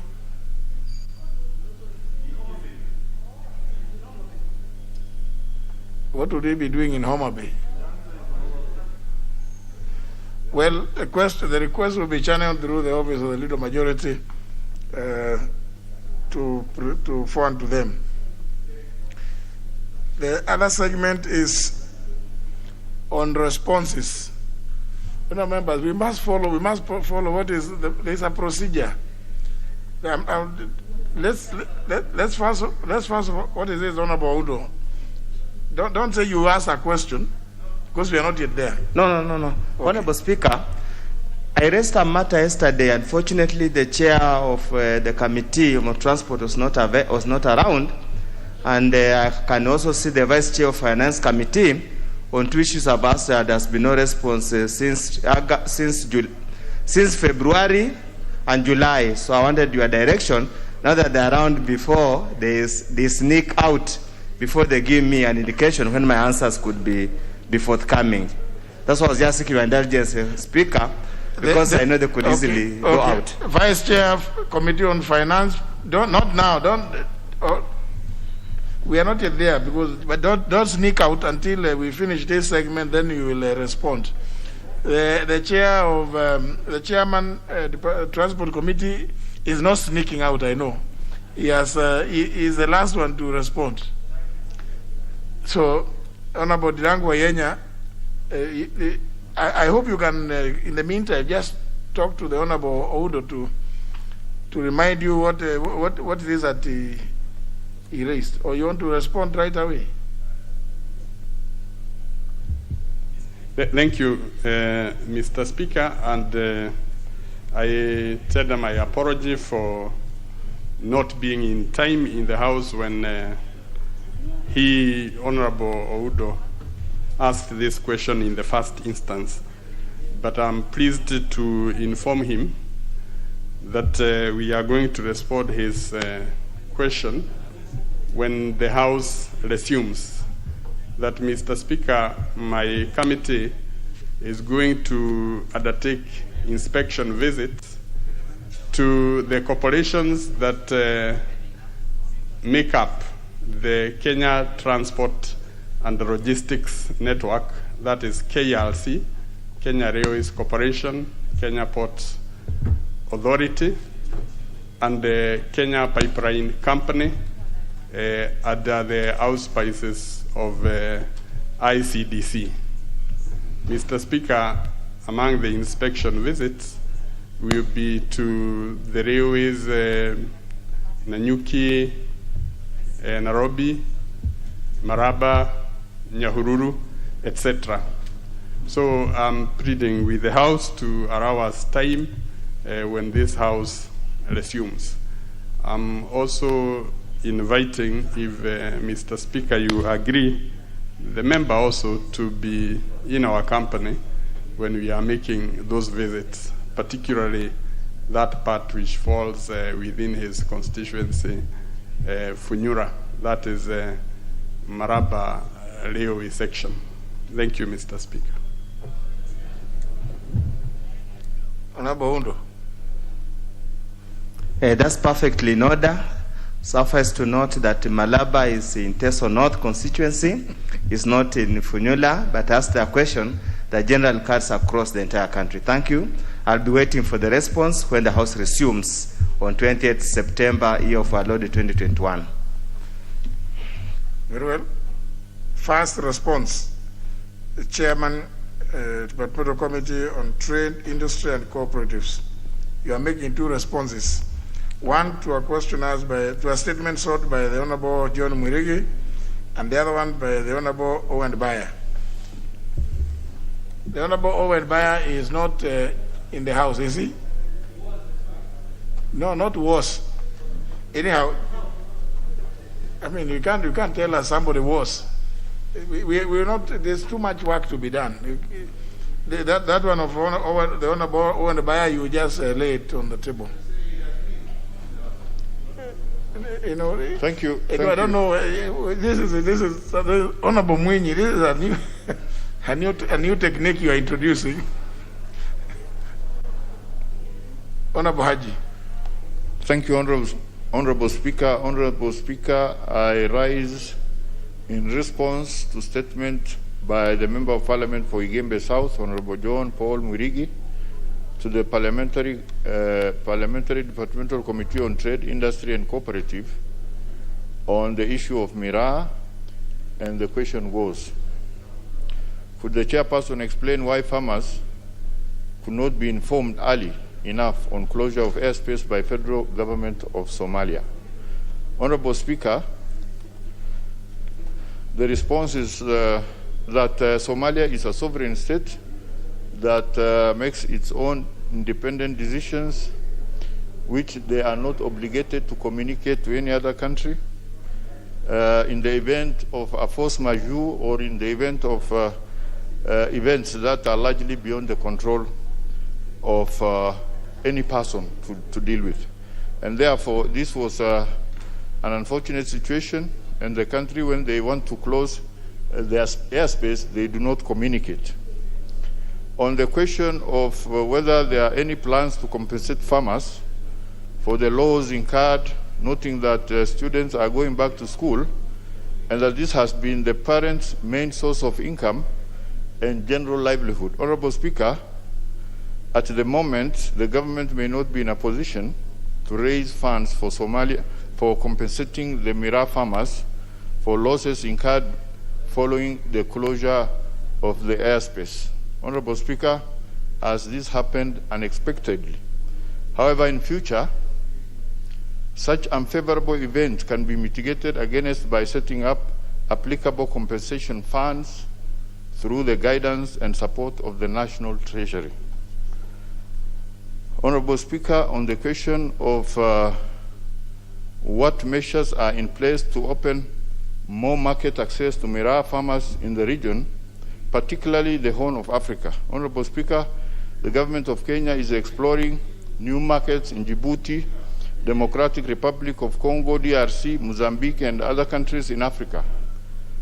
Honorable Speaker, the government has opened conversations and it is working closely with Djibouti government to allow Miraa export from Kenya to Honorable Speaker, to this end, the Djibouti government is organizing for a visit to Kenya in the month of July, August, Honorable Speaker, to see how Miraa is produced and managed before opening the market.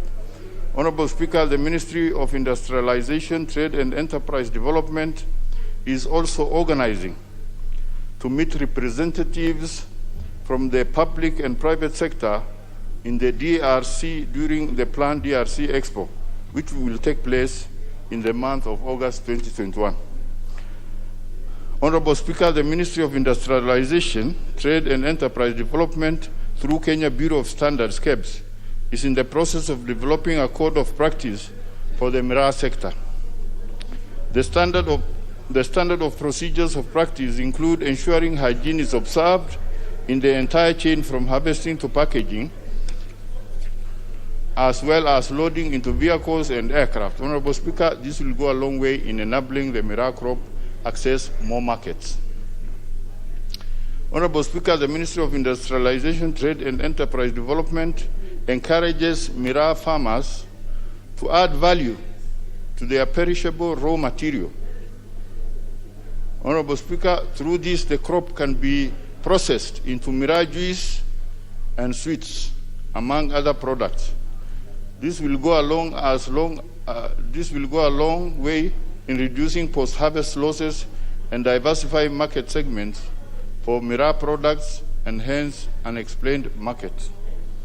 Honorable Speaker, we are aware the Ministry of Agriculture, Livestock and Fisheries and cooperatives established the Miraa Task Force Report Implementation Technical Team through Kenya Gazette Notice number 10757 of 15th November 2019. Honorable Speaker, this technical team provides technical guidance and facilitation in the implementation of the Miraa reforms and is in the process of reviewing the current regulatory framework for the Miraa industry to align it to current and future needs. Honorable Speaker, finally, on the question of could the government explain what led to the suspension of flights especially cargo flights that Mira farmers rely on? And when are the flights expected to resume? Honorable Speaker, no reasons were given as to why flights were suspended. We are all aware that Somalia has had security issues and diplomatic rows between them and our country, Honorable Speaker. Honorable Speaker, that was the question as far as the issue of Mira, the responses are concerned. Honorable Speaker, the issue of response to statement by Honorable Member, Honorable Owen Bayer to the Parliamentary Department Committee on Trade, Industry and Cooperative. Honorable Speaker, any policy measure instituted with regards to manufacturing and value addition of pineapples in Kilifi? This was the question. The Ministry's policy on manufacturing and value addition is geared towards the promotion of processing across the country and is based on the country's just a minute, potential. Honorable Haji, I told you that one of Honorable Owen Bayer. Yes. You'll just table it here. Okay, thank you. So you allow the Honorable John Paul Murigi to raise an issue. Honorable John Paul Murigi. Thank you, Speaker. Speaker, first I want to appreciate the response from the chairperson, Trent. Mr. Speaker, the chair has trained and he has brought the provided response, Mr. Speaker. Mr. Speaker, there are some signs of effort which he has achieved, whereby the DRC Congo is involved, Mr. Speaker, and it's good, Mr. Speaker, when the expo will be done or will be conducted this month to involve the farmers of Mira, me also included in there, Mr. Speaker, and when the visit of the Djibouti business people, Mr. Speaker, will be visiting this country, also the Mira stakeholders and the farmers, Mr. Speaker, to be involved so that they can be at par with this visit and they can be able to introduce or to lobby for themselves for this market to open, Mr. Speaker. Mr. Speaker, also it is good for the government of this republic to put the citizens of this country, Mr. Speaker, to clear update when the flights are suspended, not to go to zigzag, Mr. Speaker, or to go in zigzag without informing them that the closure or the flights have been suspended. So it will be good when the farmers are involved or are updated in good time. Also, when doing the budget, it is good to set aside some funds which can be used for the compensation when this product, Mr. Speaker, when this product faces some crisis. In the value addition, Mr. Speaker, case, already we have some farmers, we have 2 companies which are already established, Mr. Speaker, which are processing chewing gums, juice, and even wine for Mira, Mr. Speaker. It is only the government goodwill which is lacking, Mr. Speaker, to make this more or to make this actualize well in this country, Mr. Speaker. So it is good for this government to have goodwill with the farmers of Mira, Mr. Speaker, so that the market can open and the farmers can benefit. So thank you, Mr. Speaker. Very well. The next response, 3 responses are by the Chairman, Departmental Committee on Transport, Public Works, the Honorable Kosing. But about 3 minutes ago, with regard, the first request is by the Honorable Paris Tobiko, member for Kajiado East, about heavy traffic flow in Kitengela town. But I have seen her walk away. I therefore think she is okay. She is okay. So that one you can table. The other one is by the Honorable Kagogo Bowen, member for Marakwet East, also absent. Then the next one is by the Honorable John Olagwa Luoch, member for Kisumu West. Also absent. So the Honorable Kosing, you can just table the statements. They will go and read. I thank you, Honorable Speaker, and I will follow your direction. Yes. I'm aware that they are comfortable, Honorable Speaker, and they are happy. They have seen me. That's very good if they are comfortable. Yes, they are comfortable. I thank you, Honorable Speaker. Maybe you can respond then to the issue that was raised by the Honorable Oudo with regard to questions that he has asked your committee. Speaker, I've talked to him yesterday, but let me clarify with the Office of the Clerk, Honorable Speaker, because the last time the minister came to respond to questions was on 26th of July. And in this committee, there's nothing that remains behind. Maybe the Office of the Clerk might have forgotten, if any, but I'm not suspecting. So let me clarify with the Office of the Clerk what happened. But the minister came on 26th July to respond to all pending questions that were there from July going down. So if you can allow me to... So from your records, you don't have any pending question? Let me clarify with the Office of the Clerk. If you have to give me for 1 minute. Yeah, you can go and clarify, then come and yes. Let him go and clarify, Honorable Undo. Thank you, Speaker. Honorable Mwadi, Chair of Administration. Honorable Speaker, I'm rising to seek for your direction because last week when I brought in petitions here, you ordered indeed under the standing orders that those petitions should be discussed. I went ahead, Honorable Speaker, to move a procedural motion in which we sought to have motion to discuss these petitions, and which I moved on 16th of August. You give direction, Honorable Speaker, that those matters should be discussed yesterday and today. But Honorable Speaker, I've been looking at the order paper, and I think the agenda has not been listed. And so, given that this is the last day of this session, you then give direction on how we'll handle that matter when we reopen or later today, so that I can know and plan my time, Honorable Speaker. No, it's not possible. When it's not on the order paper, it's not possible for it to be fished from some wherever it may be. So it only means that we can only deal with them when we resume. But they will be discussed, they will be debated in the manner that we directed. And in any event, since you have already given notice, when we resume, it's just for the motions, the petitions to be listed. So it's not possible for it to be done now. Leader of majority. Yes. What is happening? Honorable Abdul Samad, what is your issue? Mr. Speaker, thank you very much, Mr. Speaker, for indulging me.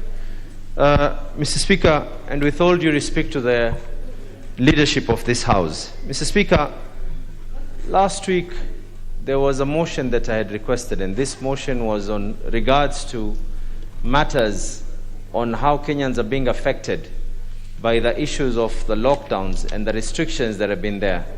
Mr. Speaker, of course, needless to say, and I'm saying this with a lot of humility to the leadership of this House, needless to say, Mr. Speaker, last week we were unable because of a technicality. This week, Mr. Speaker, we have been placed on the order paper at such a time that it might not be feasible for us to reach there. Mr. Speaker, I ask for indulgence under Standing Order number 1.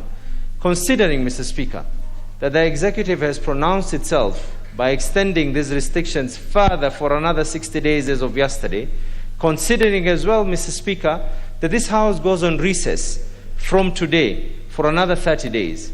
Mr. Speaker, the Constitution of this country mandates this House, and this House is every single person who is here, nominated and elected, to deliberate and come up with solutions that affect the people of this country. Honorable Speaker, I just wish to state this. The Kenya National Bureau of Statistics, Mr. Speaker, has indicated that courtesy of these lockdowns, the amount of Kenyans who are going without meals now has gone up by more than 4 times. These are figures that are in the Kenya National Bureau of Statistics. 5.85 million who are the mamambogas and the bodabodas and the hawkers out there, Mr. Speaker, are the ones that we need to come up with solutions for them. And Mr. Speaker, this motion is just to simply guide and give indication that the third arm of government in this country is seeking an alternative way that is going to be feasible, safer, than instead of these constant lockdowns, Mr. Speaker. Mr. Speaker, 11% of those who are in the SMEs and MMEs, 11% of them have closed down. 20% of businesses have been able to shut down, not because of the disease itself, but the effect that these lockdowns and restrictions have had on Kenyans, Mr. Speaker. So I seek your guidance, and with a lot of humility with the leadership of this House, I wish that we can be in a position to discuss this matter today better than for us to be able to sit back here and say that we want to discuss this at a time when more damage has already been done.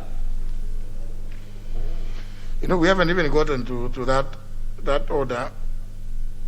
We have not even finished these preliminaries, where the leader majority is supposed to give indication as to what is going to happen when the House resumes. And you have not indicated what your plea is. Honorable Duale, you want to? Mr. Speaker, without anticipating debate, I want to bring to attention, Mr. Speaker, last week I brought a statement detailing the number of reports, including consumer index by the Kenya National Bureau of Statistics. And the Committee of Finance is dealing with that matter, Mr. Speaker. But, Mr. Speaker, and that is what Honorable Nasir, with all respect to him, he's quoting Kenya Bureau of Statistics, Mr. Speaker, the last 8 months from I'm on a point of order. From the last, Mr. Speaker, the last 8 months, Mr. Speaker, they have not brought any, they have not published, they have not submitted to this House. So, Mr. Speaker, and secondly, Mr. Speaker, the agency of that motion, I don't see it. Honorable Nasir's party leader, Mr. Speaker, was yesterday part of the meeting with the President and part of the national dialogue that considered the measures put in place. So, Mr. Speaker, we must get a leadership that speaks with one voice. The Honorable Raila Odinga agreed with my president and party leader on the containment measures. Secondly, Mr. Speaker, this House plays a critical role, as he said it, in making sure matters of national importance are discussed. Speaker, this House has passed the budget of 2021-2022 and put serious funding, 34 billion for vaccination and over 12 billion to cushion various sectors of our economy. So, Speaker, it is incumbent upon the various committees of this House, whether it is health, whether it is finance, now to follow on what we have passed. So, Speaker, a motion urging, and we have ruled a number of times, even in the 10th Parliament, resolving is of a lower substantive matter than when this House, the NHIF bill, is here. I hope that the Honorable Nasir and many of us sitting here need to, during the recess in our various committees, under your leave, Speaker, to engage. That we did our matter, we did our bit in the budget making process, Mr. Speaker. The money is with the National Treasury. The thing that the Health Committee should ask is, when are we receiving? We don't want to receive, Mr. Speaker, these 400,000 donation vaccines from UK. We see the whole country, the ministry, going for a showbiz at the airport. Where is the 34 billion that can cater for close to 15 million Kenyans? The head vaccinated, the elderly, even if we vaccinate 30% of our elderly. So, Mr. Speaker, I think a motion, and Speaker, you need to guide us. Of course, the rearrangement of business is under standing order is within the purview of the Speaker. So, Mr. Speaker, my view is that Honorable Nasir, you are taking the wrong route. You are not taking SGR.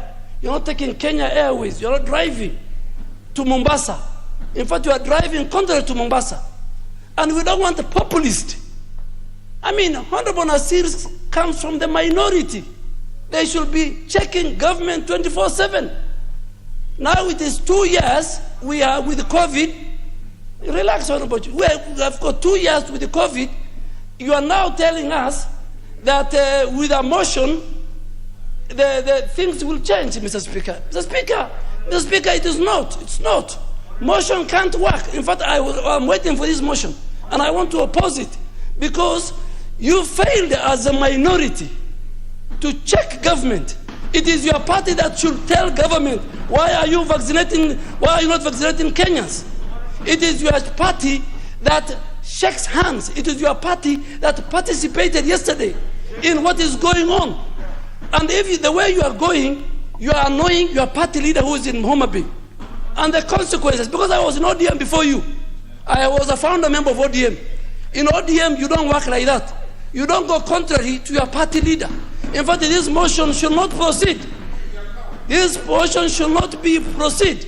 Mr. Speaker, following yesterday's commitment, Mr. Speaker. So, Mr. Speaker, we should not listen to the charade of an opposition or on a minority that has lost focus. Mr. Speaker, Mr. Speaker, I want Honorable Nasir, the next governor, purportedly, for Mombasa to relax. Mr. Speaker, in 2010, the Kenyans said there shall be majority and there shall be minority. And Mr. Speaker, they are occupying the oversight committees of this House. They are occupying the minority side, Mr. Speaker. Mr. Speaker, this motion, relax. Mr. Speaker, this motion, and I want to say it, representing the hustlers, this motion, it is a populist, it is a political gimmick to open the country for political rallies. It is too late, Mr. Speaker. We must follow what the government said yesterday. We must vaccinate our people. We must listen to the president. We can't have an opposition that dines with the president in State House and the lieutenants are here telling us of a motion that has no head or tail. Mr. Speaker, this House, in its wisdom, under your leadership, passed 3.1 trillion. Money was allocated, Mr. Speaker, to various sectors. So, Mr. Speaker, I urge you that we can continue. And Mr. Speaker, we follow the order paper. Some of us have prepared for the roads bill. We have prepared for the bill on the CBK. And Mr. Speaker, Mr. Speaker. No, thank you. It is never done that way. It's never done that way. Now, because it is, there's no need. You know me. Once I say it is not, it is no. Let's go to the next order. Now, leader majority, because you interjected at the wrong time.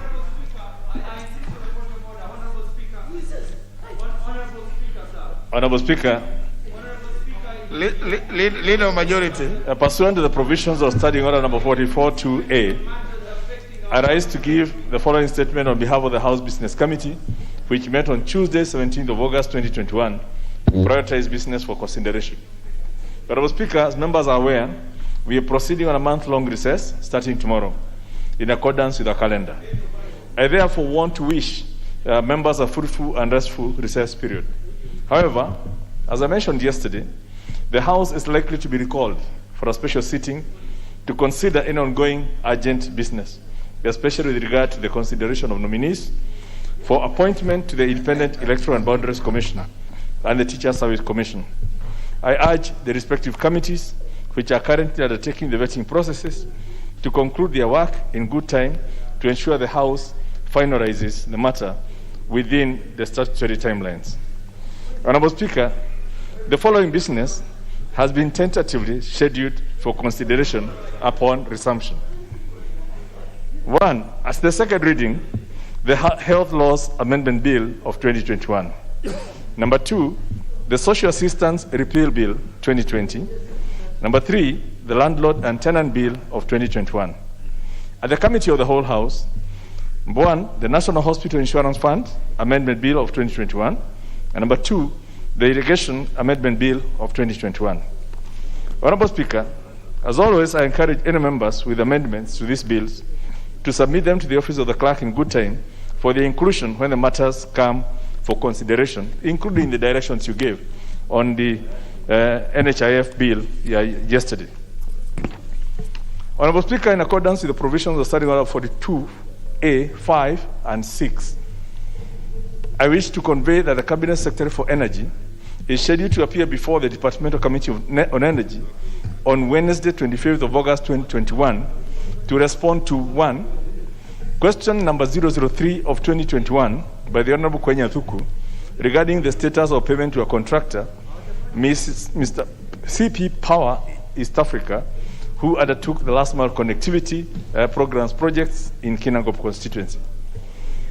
Number 2, question number 199 of 2021 by the Honorable Patrick Kamakau MP regarding the high cost of energy or power in the country compared to the ESC neighbors. Number 3, question number 170 of 2021 by the Honorable Michael Thoya Kingi MP regarding the implementation status of all projects funded through the Rural Electrification Authority in Magarini Sub-County from 2017 to date. Number 4, question number 247 of 2021 by the Honorable Michael Mushira, MP, regarding the implementation status of the last mile connectivity programs projects in Oljoro constituency. And lastly, question number 278 of 2021 by the Honorable Martin Owino, MP, regarding the implementation status of electricity connectivity in Tiwa Central constituency through the National Grid under the last mile project and the street lights program. Honorable Speaker, the House Business Committee will reconvene on Tuesday, 21st of September 2021 to reschedule business for the rest of that week. And I now wish to lay this statement on the table of the House. However, Honorable Speaker, before I sit, now that we are going for recess, I'm aware that we've had by-elections recently. We've had 3 new members in Bonchari, Kiambaa, and Juja constituencies, and they have approached my office and requested that they will need to participate in committees. And pending the formal nomination, because there's a process between the whips and selection committee and approval by the House, which may not take place between now and the time we go to recess. I've consulted with the whips, and we have agreed that I proposed to you for you to use your powers under Standing Orders number 1 to allow the following members to participate during the recess in the following committees. Then we will do the formal rationalization of that when we resume. The first one is the Honorable Muhammad Ali Lokiru, who is a member within the Energy Committee. There is an intention to shift him to the Education Committee by his party, and so he will participate in the Education and Research Committee during the recess. And number 2, the Honorable Pavel Robert Oyemeke, Bonchari constituency, to participate within the Energy Committee. And number 3, the Honorable George Koimbori Ndungu of Juja constituency, to participate within the Special Funds Accounts Committee. And lastly, the Honorable John Juguna Wanjiku of Kiambaa constituency, to participate within the Committee on Implementation. I thank you, Honorable Speaker, and I'm sure you will guide the House accordingly in terms of these members. You know, it is not you. It is, you know, this is why we need to really get some things correct. Even the issue raised by the Honorable Nasir, it was not. He was raising with me. It was not actually with the Honorable Duale. So please don't please don't raise your hand up. Honour members, obviously, honour members, you know the process by which members join committees. But a number of those ones whose names have been read out are even absent. No, you see, if you go to Equity, you must go with clean hands. And Equity does not help the indolent. You know, ask somebody, Honorable Ishoma, about the doctrines of equity. You see, we cannot now, surely, those members, the Honorable Okiru, the Honorable Koimburi, the Honorable Imeke, sure, in fairness, I can see the youthful member for Kiamba is here. Yes. Who is this one? The member for Juja? I can't quite tell them when they with the masks. So they are here, those ones, the ones you are describing. So those ones are here. You see, in fairness, I saw that those who are joining the house know the importance of being in the house. I will not make any orders in respect of any of those. I think the issue was about Lokiru being moved from energy into education and research, so as to allow the Honorable Pafelo Imeke to move to sit in the Energy Committee. Both are absent, so I make no directions about that. Because also from standing under 173, the process of nomination, 174, 175, 3, for a member of the House to be a member, to sit in a committee as a member, there has to be approval of the House, understanding under 175 clause 3, subsection 3 rather. Therefore, I will invoke my powers, understanding order number 1, to direct that the Honorable, is it Koimburi, member for Juja, to sit in the Committee on Special Funds. Special Funds, the Honorable Koimburi, and the Honorable Wanjiku to sit in the Committee on Implementation. I have not directed your membership. I have specifically directed that you sit in those committees and you enjoy all the benefits that appertain to such sitting in committees until your issue of approval to sit is finally sanctioned by the House. But for the time being, during the time of the recess, and until such time as the names will have been approved by the House, you have my permission to sit and enjoy all the benefits that appertain to such sitting. Very well. With regard to those others, no direction. Honorable Amalwa, you had an issue you wanted to raise. Thank you, Mr. Speaker, and I want to thank you for that direction, particularly to the committed members of this House. Mr. Speaker, it's true, every member is entitled to a committee, and this matter had been raised, Mr. Speaker, some times back regarding the membership of committees. We have members in this House, Mr. Speaker. Some are in one committee, others are in 2 committees, and we have others in 3, 4, 5 committees, Mr. Speaker. There was a skewed way of allocating members when it comes to committees. And Mr. Speaker, when you raised this matter, it was agreed that this matter is going to be harmonized. And I'm happy that the chair of selection committee is here. And before, as we move for recess, Mr. Speaker, it is important that you give direction. When is this issue going to be harmonized so that each member, in terms of equity principle, can be allocated to the committees, as opposed to others who are having 4, 5, they are not even adding much value, because you can't be in 4 committees, Mr. Speaker, and others are missing or are in 1 committee, Mr. Speaker. I seek your direction. Thank you. Well, again, that's a matter that needs to be canvassed before the Committee on Selection, chaired by a Leader of Majority, in which Leader of Minority and the whips are also members.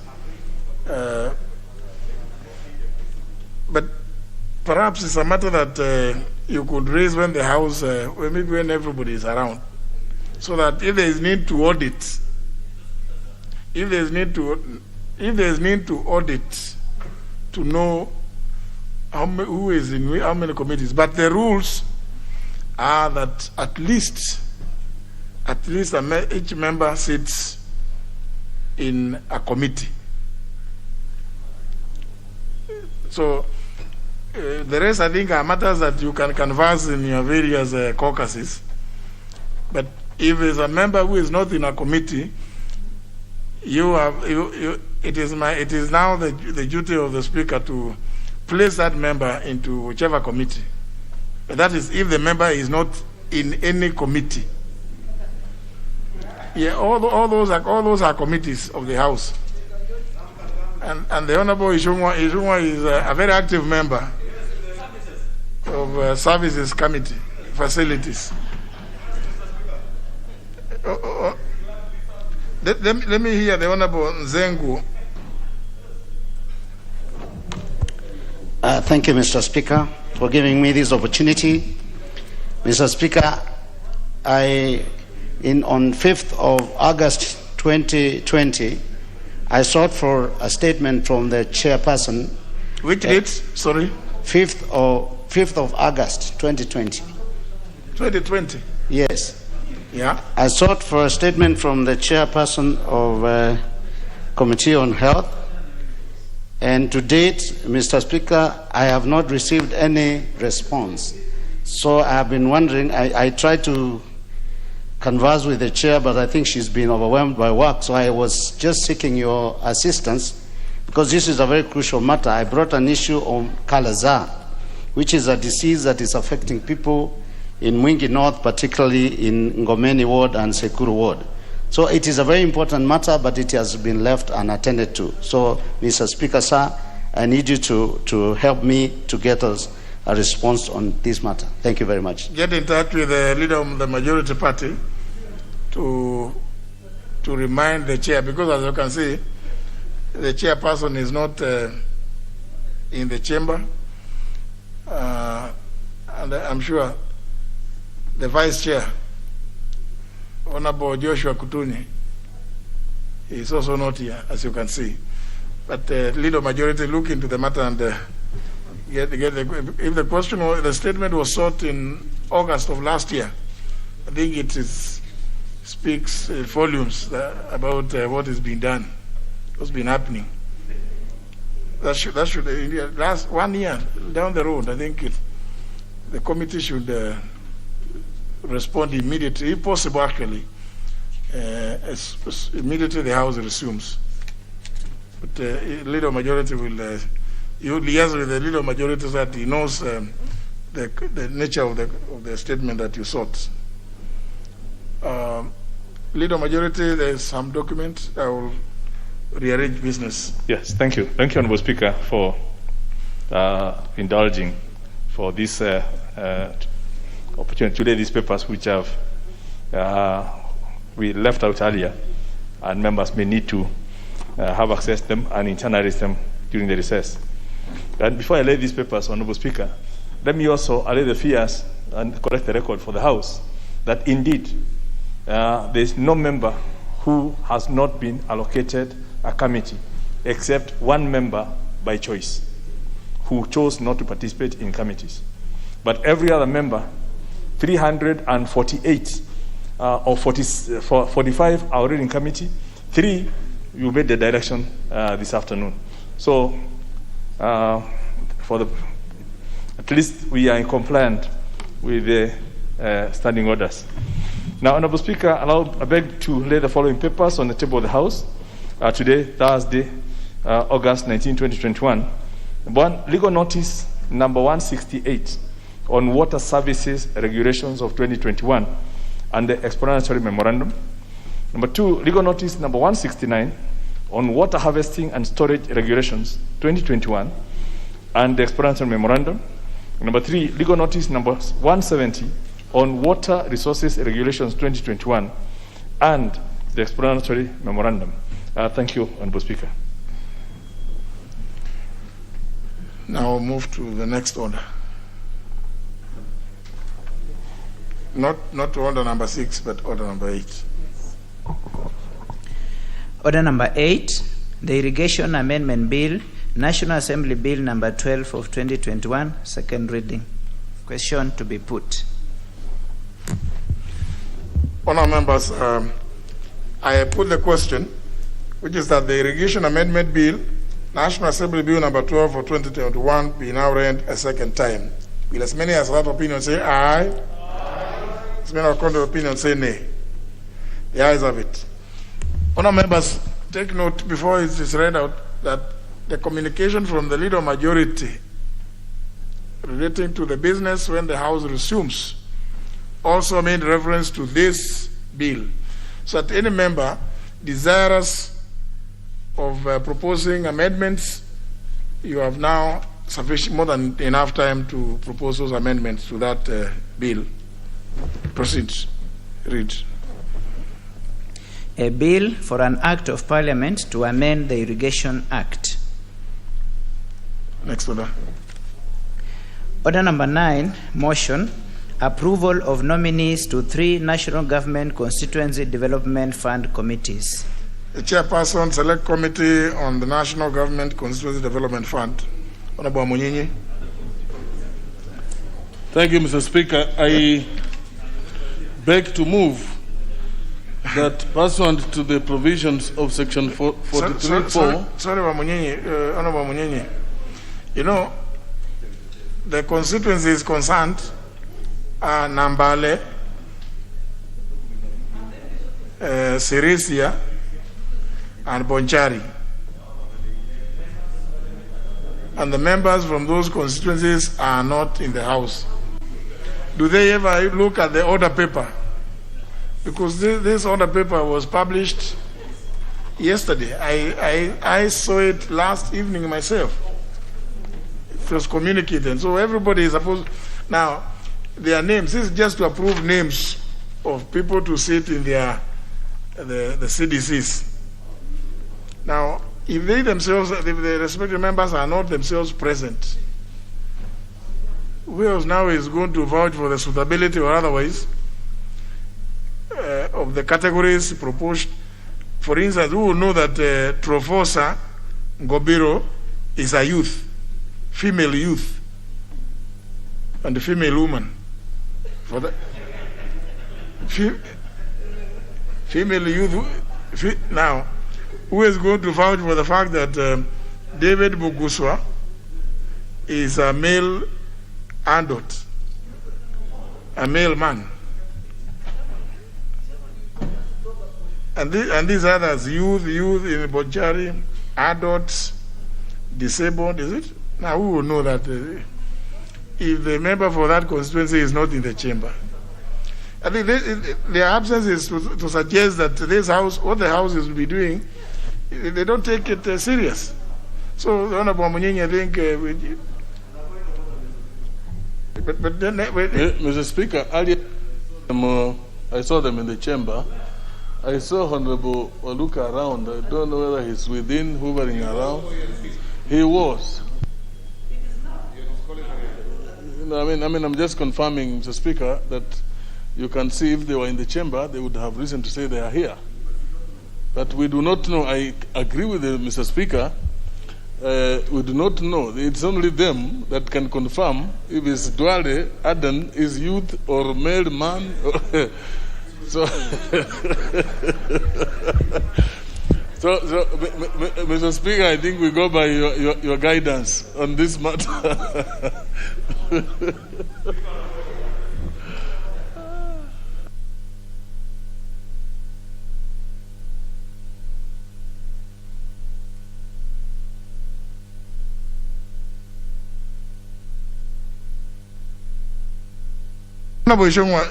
hope it's not on this one, because this one that we just take it out of the order paper. Honorable Speaker, I beg your indulgence, Honorable Speaker, because for two reasons, Honorable Speaker. One, the chair of the committee is the one moving that motion, Honorable Speaker, not the respective members. Two, Honorable Speaker, if you remember, post 2015, after the amendment of the NG-CDF Act, members of parliament ceased being patrons of NG-CDF committees in their respective constituencies.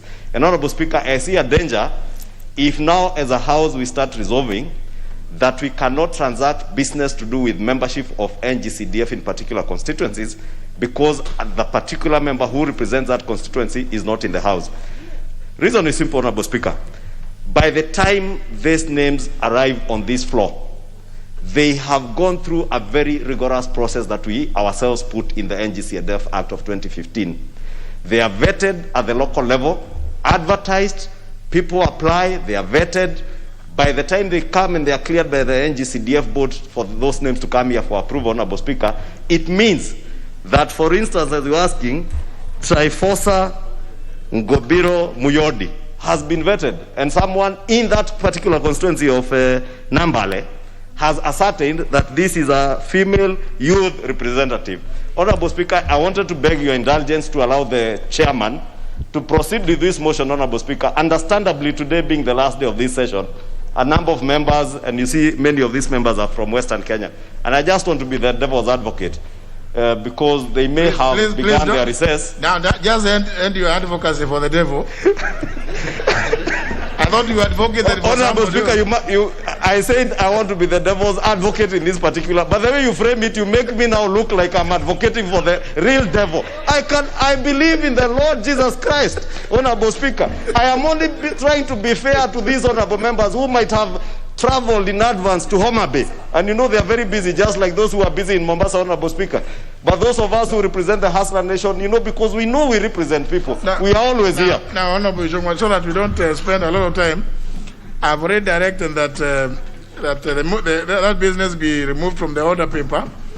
But more importantly, I think whether or not members of parliament sit in the CDCs, you know, fortunately, you are addressing somebody who has been a member.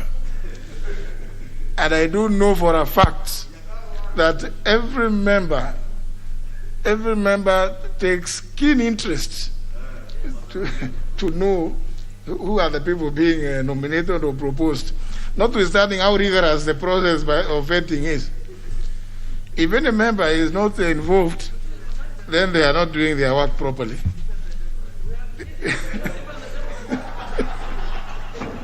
So it's only fair because, you know, honor members, you know, the House can proceed and pass this, and then suddenly the next thing you hear, maybe you pass a name of a person who is not living.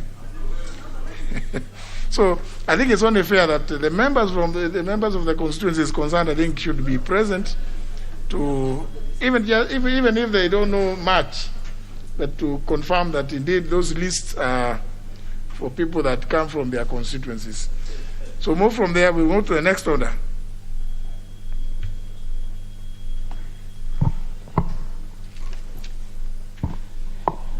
Order number 10, the Kenya Roads Amendment Bill, National Assembly Bill number 13 of 2021, second reading.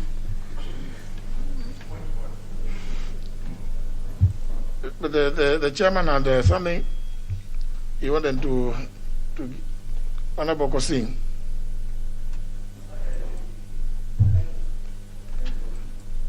I thank you, Honorable Speaker, for this opportunity.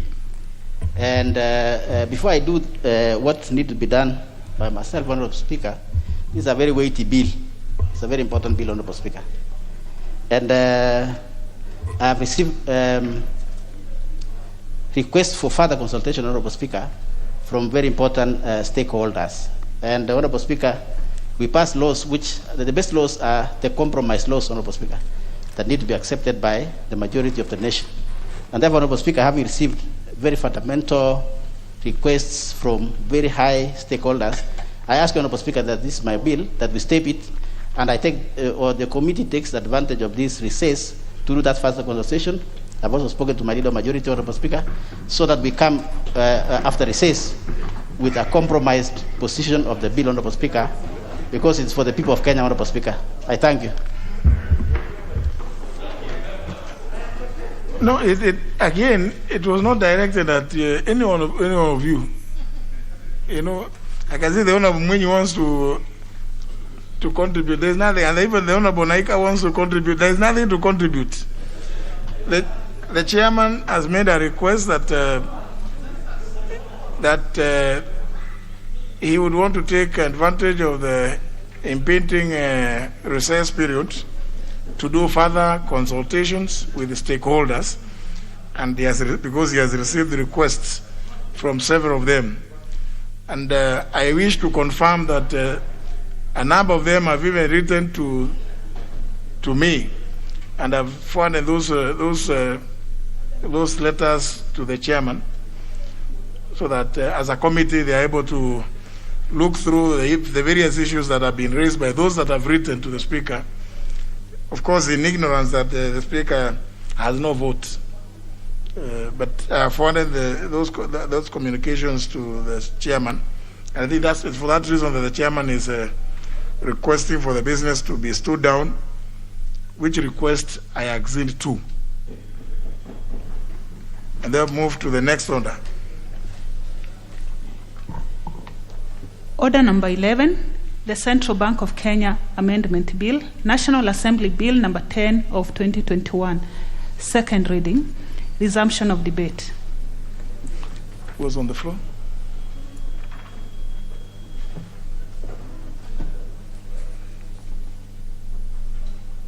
The Honorable Ondo, you have a balance of 4 minutes.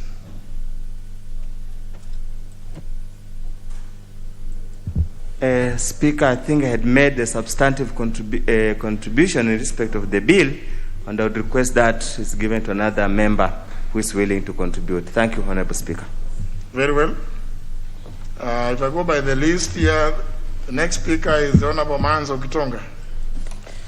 Thank you, Mr. Speaker, for giving me an opportunity to contribute on this very important bill. Mr. Speaker, the Central Bank of Kenya is regulated by the Central Bank Act, and is fairly an old act. And we've had the advantage, Mr. Speaker, of new development in the world, especially in the ICT area. And more important is the digital lending, which has not been part of the law in the past.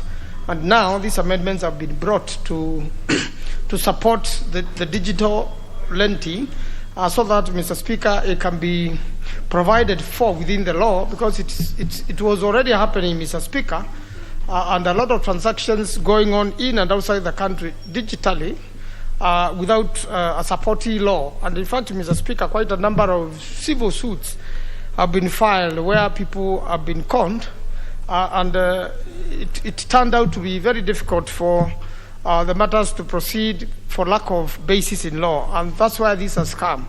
There quite a development in this particular area, including, Mr. Speaker, digital money, which many central banks of the world have rejected, including our own, for lack of a law which could be a medium of transaction, or which could provide a way forward, Mr. Speaker.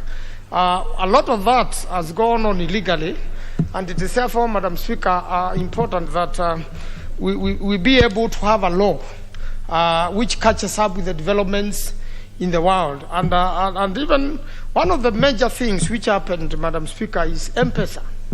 And when M-Pesa came, we must really thank President Kibaki and his then Minister for Finance, and also the input put by the late Mishuki that particular time.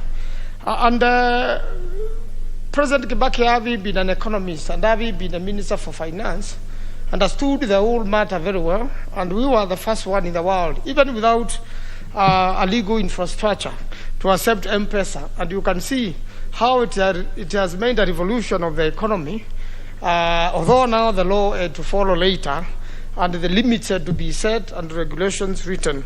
And therefore, in this particular bill, it's trying to make sure that digital transactions are able to take place within the law, which in a lot of times are in and out of the country.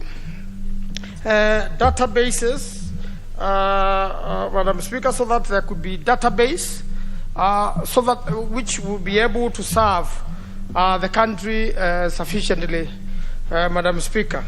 And for that, it is important from the object of the amendment that the Act is now to provide for licensing of digital credit services providers who are not regulated under any other law. And quite a number of them have come up, and they are already happening. Central Bank is actually cracking down some of these, lenders. And a lot of times, Madam Speaker, it is happening on telephone. That there's digital lending on telephone.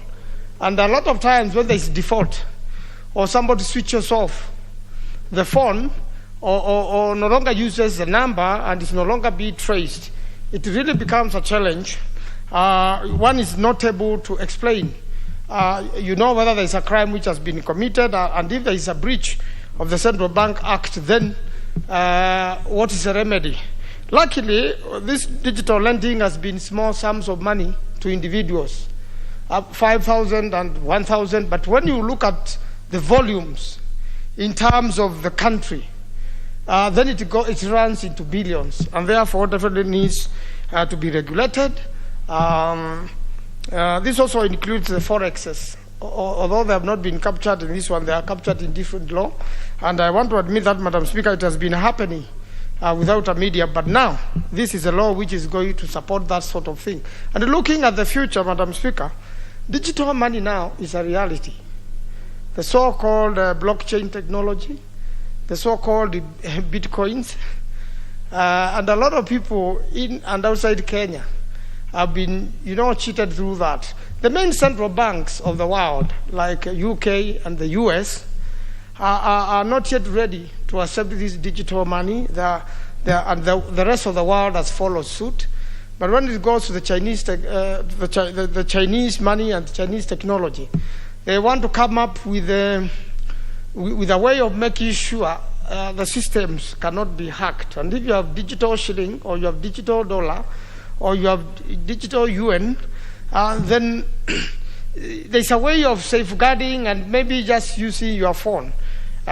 You can be able to transact, and using information technology, you can be able to transact. And mostly they are working on how do you make sure that the system has not been hacked, and you have not lost your money, or you've not been deleted out. And if that happens, this is the future. And although we are amending the Central Bank of Kenya Act now to accommodate digital borrowing, the future is digital money.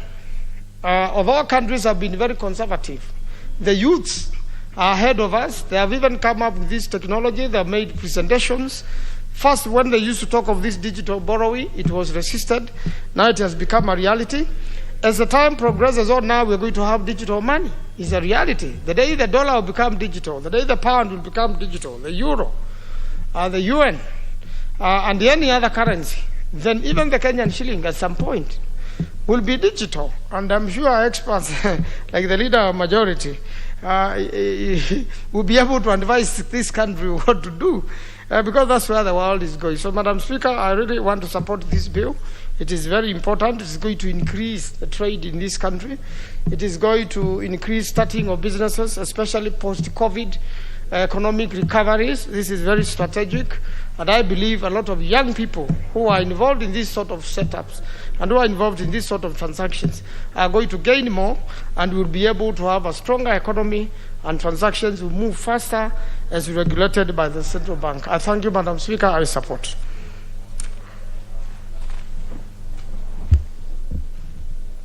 Honorable Wanjiku Njuguna.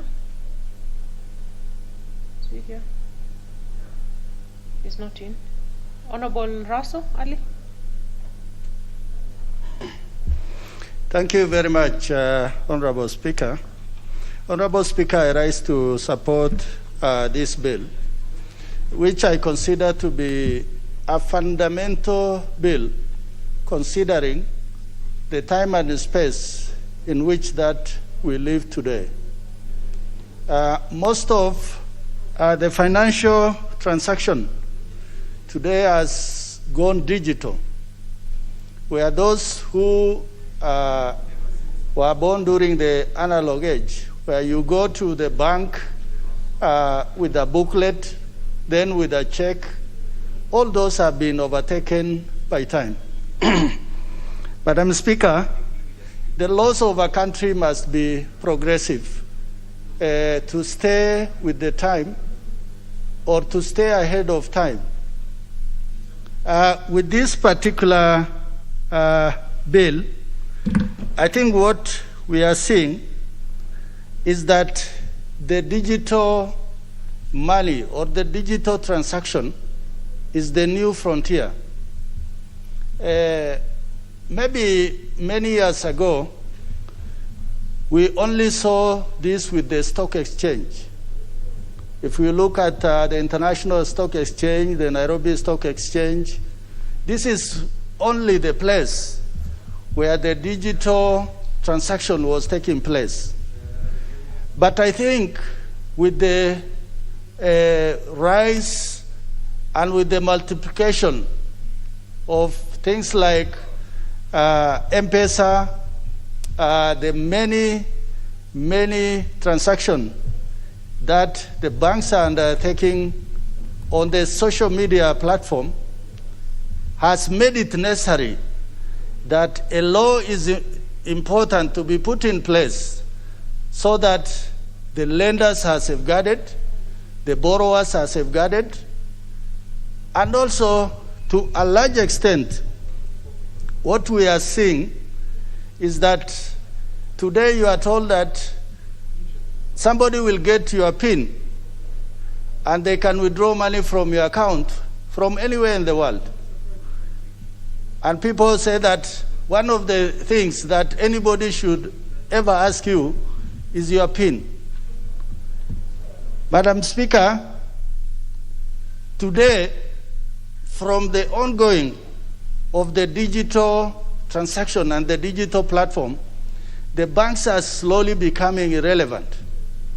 Sitting in this house, most of the time, we do all our transaction on the digital platform and also on M-Pesa, that you hardly go to the bank, or once you go to the bank, you want that interaction with the manager or your bank to do something bigger than what this platform has already offered.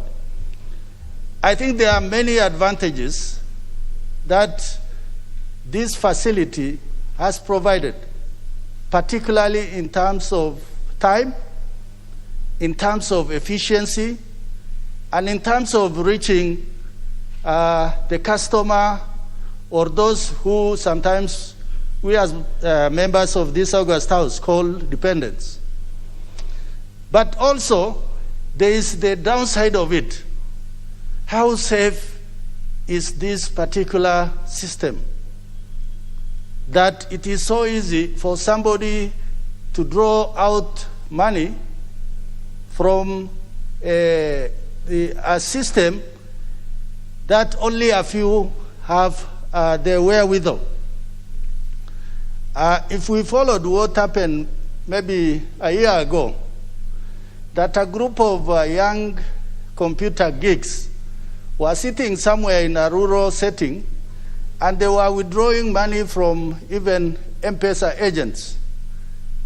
And they were making a lot of money.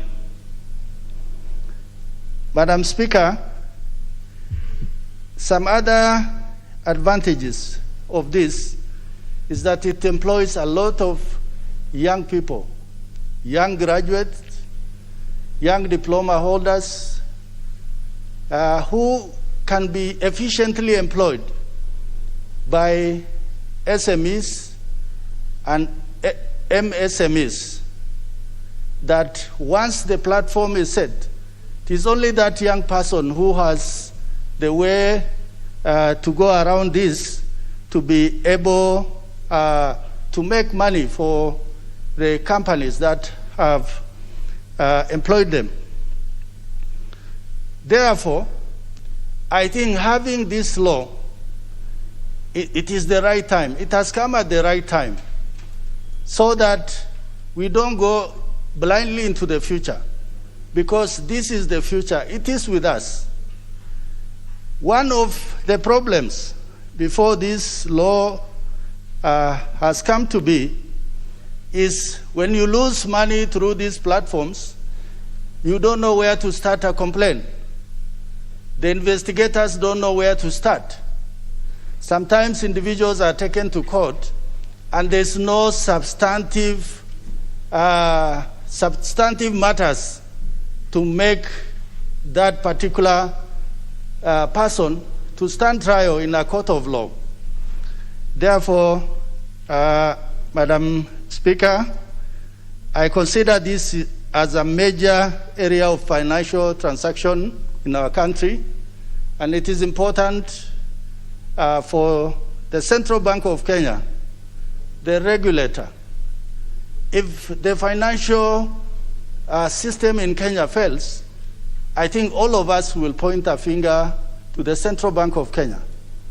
But having this law coming into place, I think it's important for all of us, honorable members, to support it, such that going into the future, there could be other things which will come up.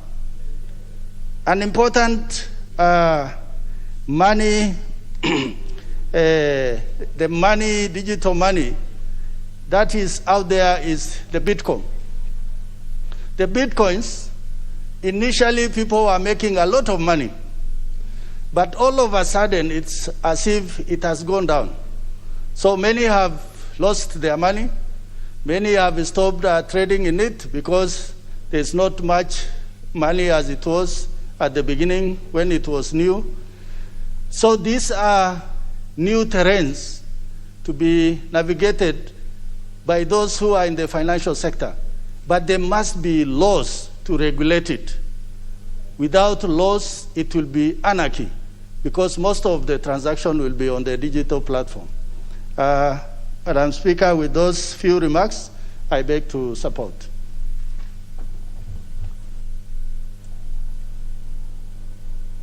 Wahungu Wamalwa, I can't see him here.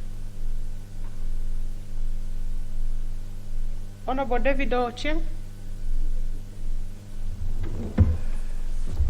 Thank you so much, Madam Speaker. Madam Speaker, I rise to support this bill which seeks to give the Central Bank of Kenya powers and capacity to manage the fast-growing digital lending industry. Madam Speaker and your member of Parliament, nowadays when constituents seek for help from you, they'll most likely ask you to send it to another number.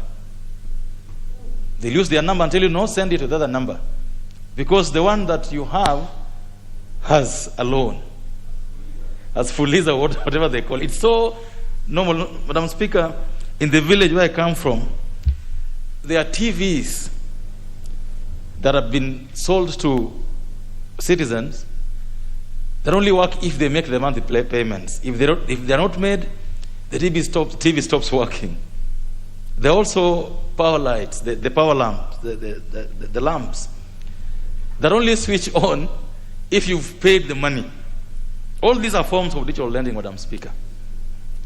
Madam Speaker, the most important thing about digital lending, that, Madam Speaker, that I believe that the CBK will be able to address through this bill is the requirement for the transparency on terms and conditions that are attached to digital lending.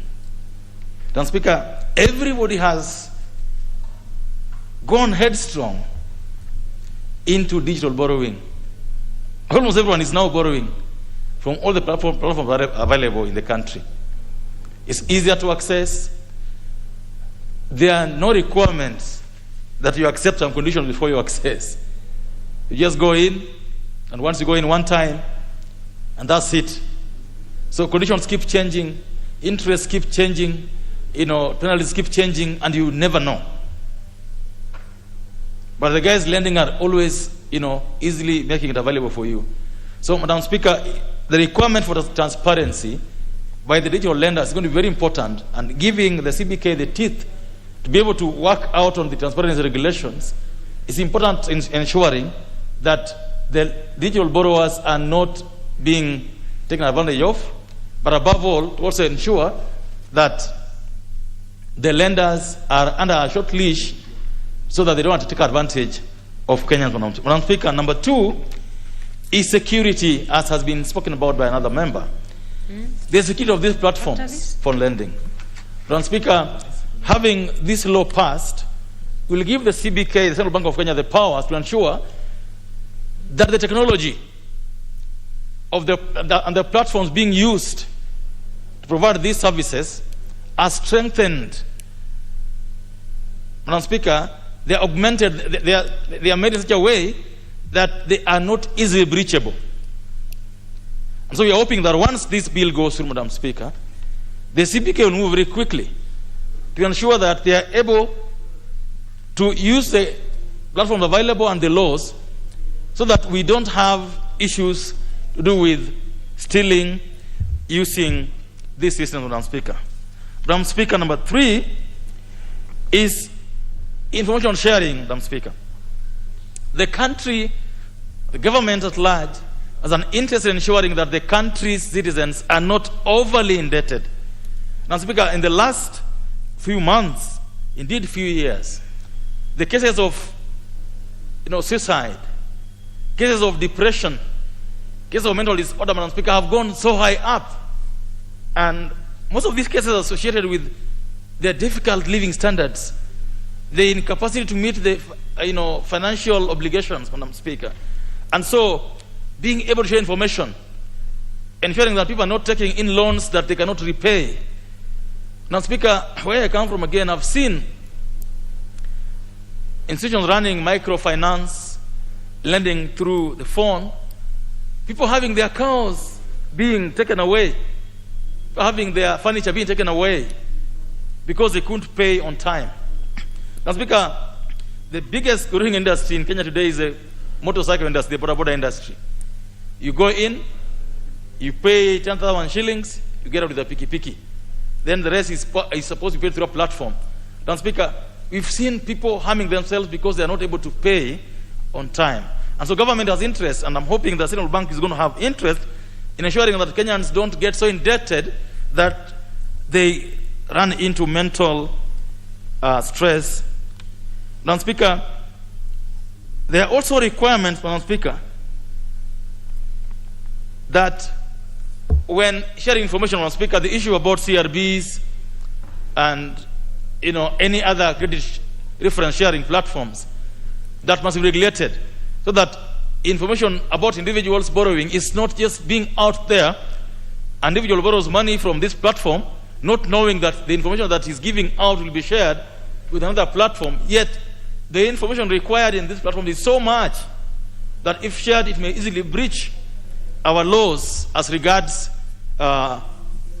information sharing and privacy, Madam Speaker. Madam Speaker, I want to end by saying that we hope the Central Bank of Kenya will also come up with regulations on how to ensure that these lenders have means of recovery that are dignified, that are humane, so that we don't have lenders recovering from Kenyans in a manner that is dehumanizing, in a manner that does not promote the dignity of the individual. Also, Madam Speaker, all these things that we are proposing to do, all the lenders, the making loans available, is supposed to make people live dignified lives. And so it can't be that we allow a system of borrowing and lending that makes people live lives in fear of being auctioned, in fear of their property being taken away, because they don't know what the person is going to do next, Madam Speaker. Madam Speaker, with all those many remarks, we hope that the Central Bank of Kenya will step up and ensure that the regulation they make, and which should be done as soon as possible, promote digital lending, but to go a long way in ensuring that the borrowers are also protected. I thank you, Madam Speaker.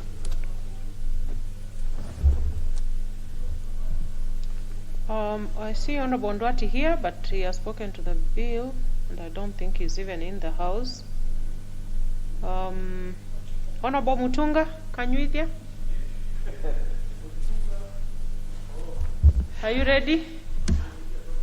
Maybe you can give me the next time. Okay, let me give someone else, and yes, then thank you, Madam Speaker. We'll get back to you.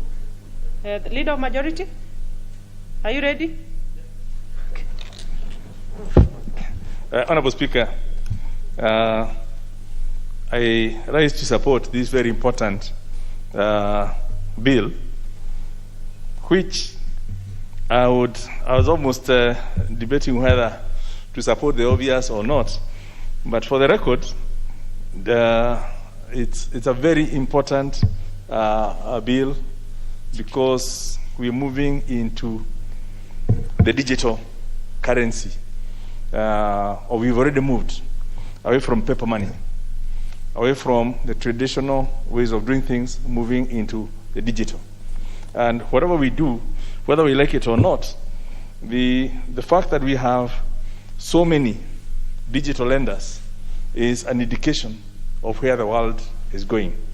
And it will not be too long before the traditional banks as we know them either have to move digital and close shop, and in fact most of them have actually even started the digital platforms. It will not be long before we start seeing virtual banks. So, but when that happens, and yet we don't have a law, we will end up with this kind of situation that we've been caught in. So it's obviously very clear that since 2007, I believe it was March, when I launched M-Pesa, it revolutionized everything, life in terms of, fintech, in terms of access to financial services, as we know. And I'm looking at that date, because, Honorable Speaker, around about December of 2016, or sometime just before that, when Safaricom, having worked on, you remember the Sambaza program where you bought credit and you could send credit to somebody else, people saw that as a form of currency. And people started selling credit to one another. It became internationalized. So people in Kenya would actually send through the Sambaza platform. You buy credit in here, you send it to somebody in London, they receive it and they cash it. And as a result of that, then they said, why don't we, just instead of people selling credit to one another, why don't we convert it into a platform where people can send money to one another? And by the time they went to Central Bank, and I was in the Treasury then, Central Bank gave them the runaround. All those suspicions. This is money laundering, this is everything, how do we control this? And I remember them coming to my office, sometimes just around December, and said, we are so frustrated. We have come up with a technology that will help every person anywhere in Kenya to receive money and people to send money, and in a safe way, and to also help on matters to do with security. Because if you remember, it's about the same time, if you're going to Mombasa to clear your vehicle, people will get into a bus, people know you have money. Somewhere along the way, people will be given some samosas, they will dose and lose all their money.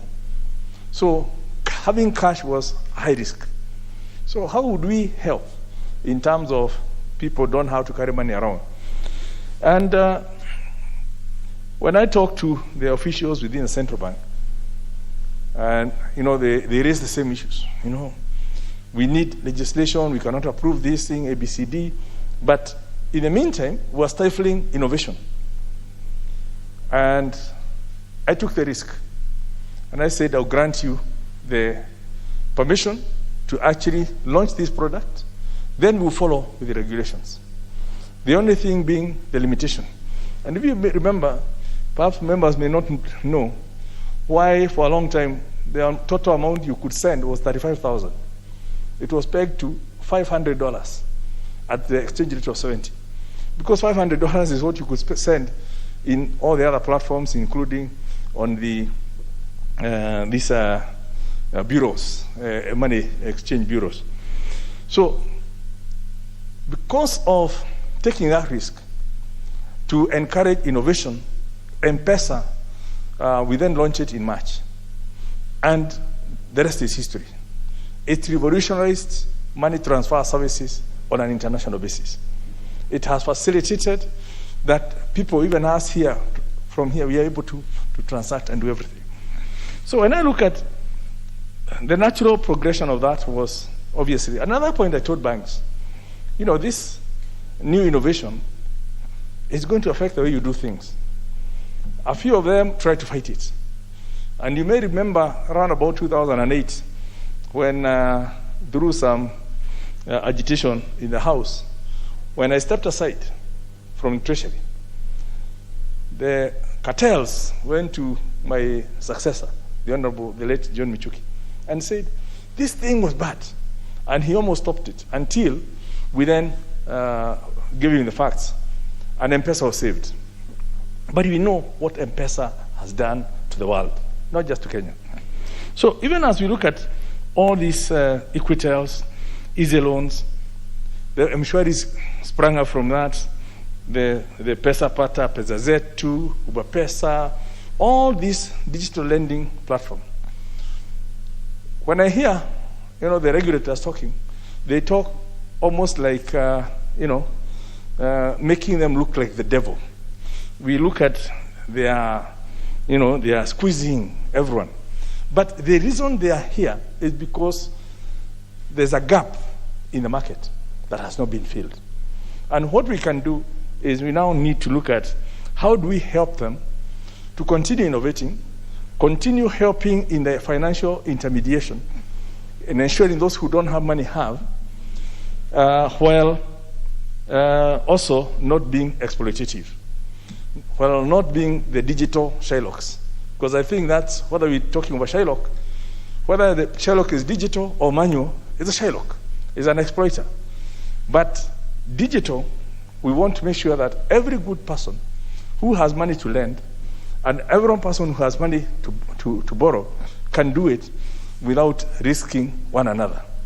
Because right now, and you may recall, as part of these COVID measures, what happened is central bank did say these digital lenders could not refer defaulters to the credit reference bureaus. And of course, all these borrowers, being who they are, they started borrowing from one to pay the other one, because defaulting the other one, because you could not be reported, which now meant an accumulation of debt that was just built on what we call in accounting terms as kiting.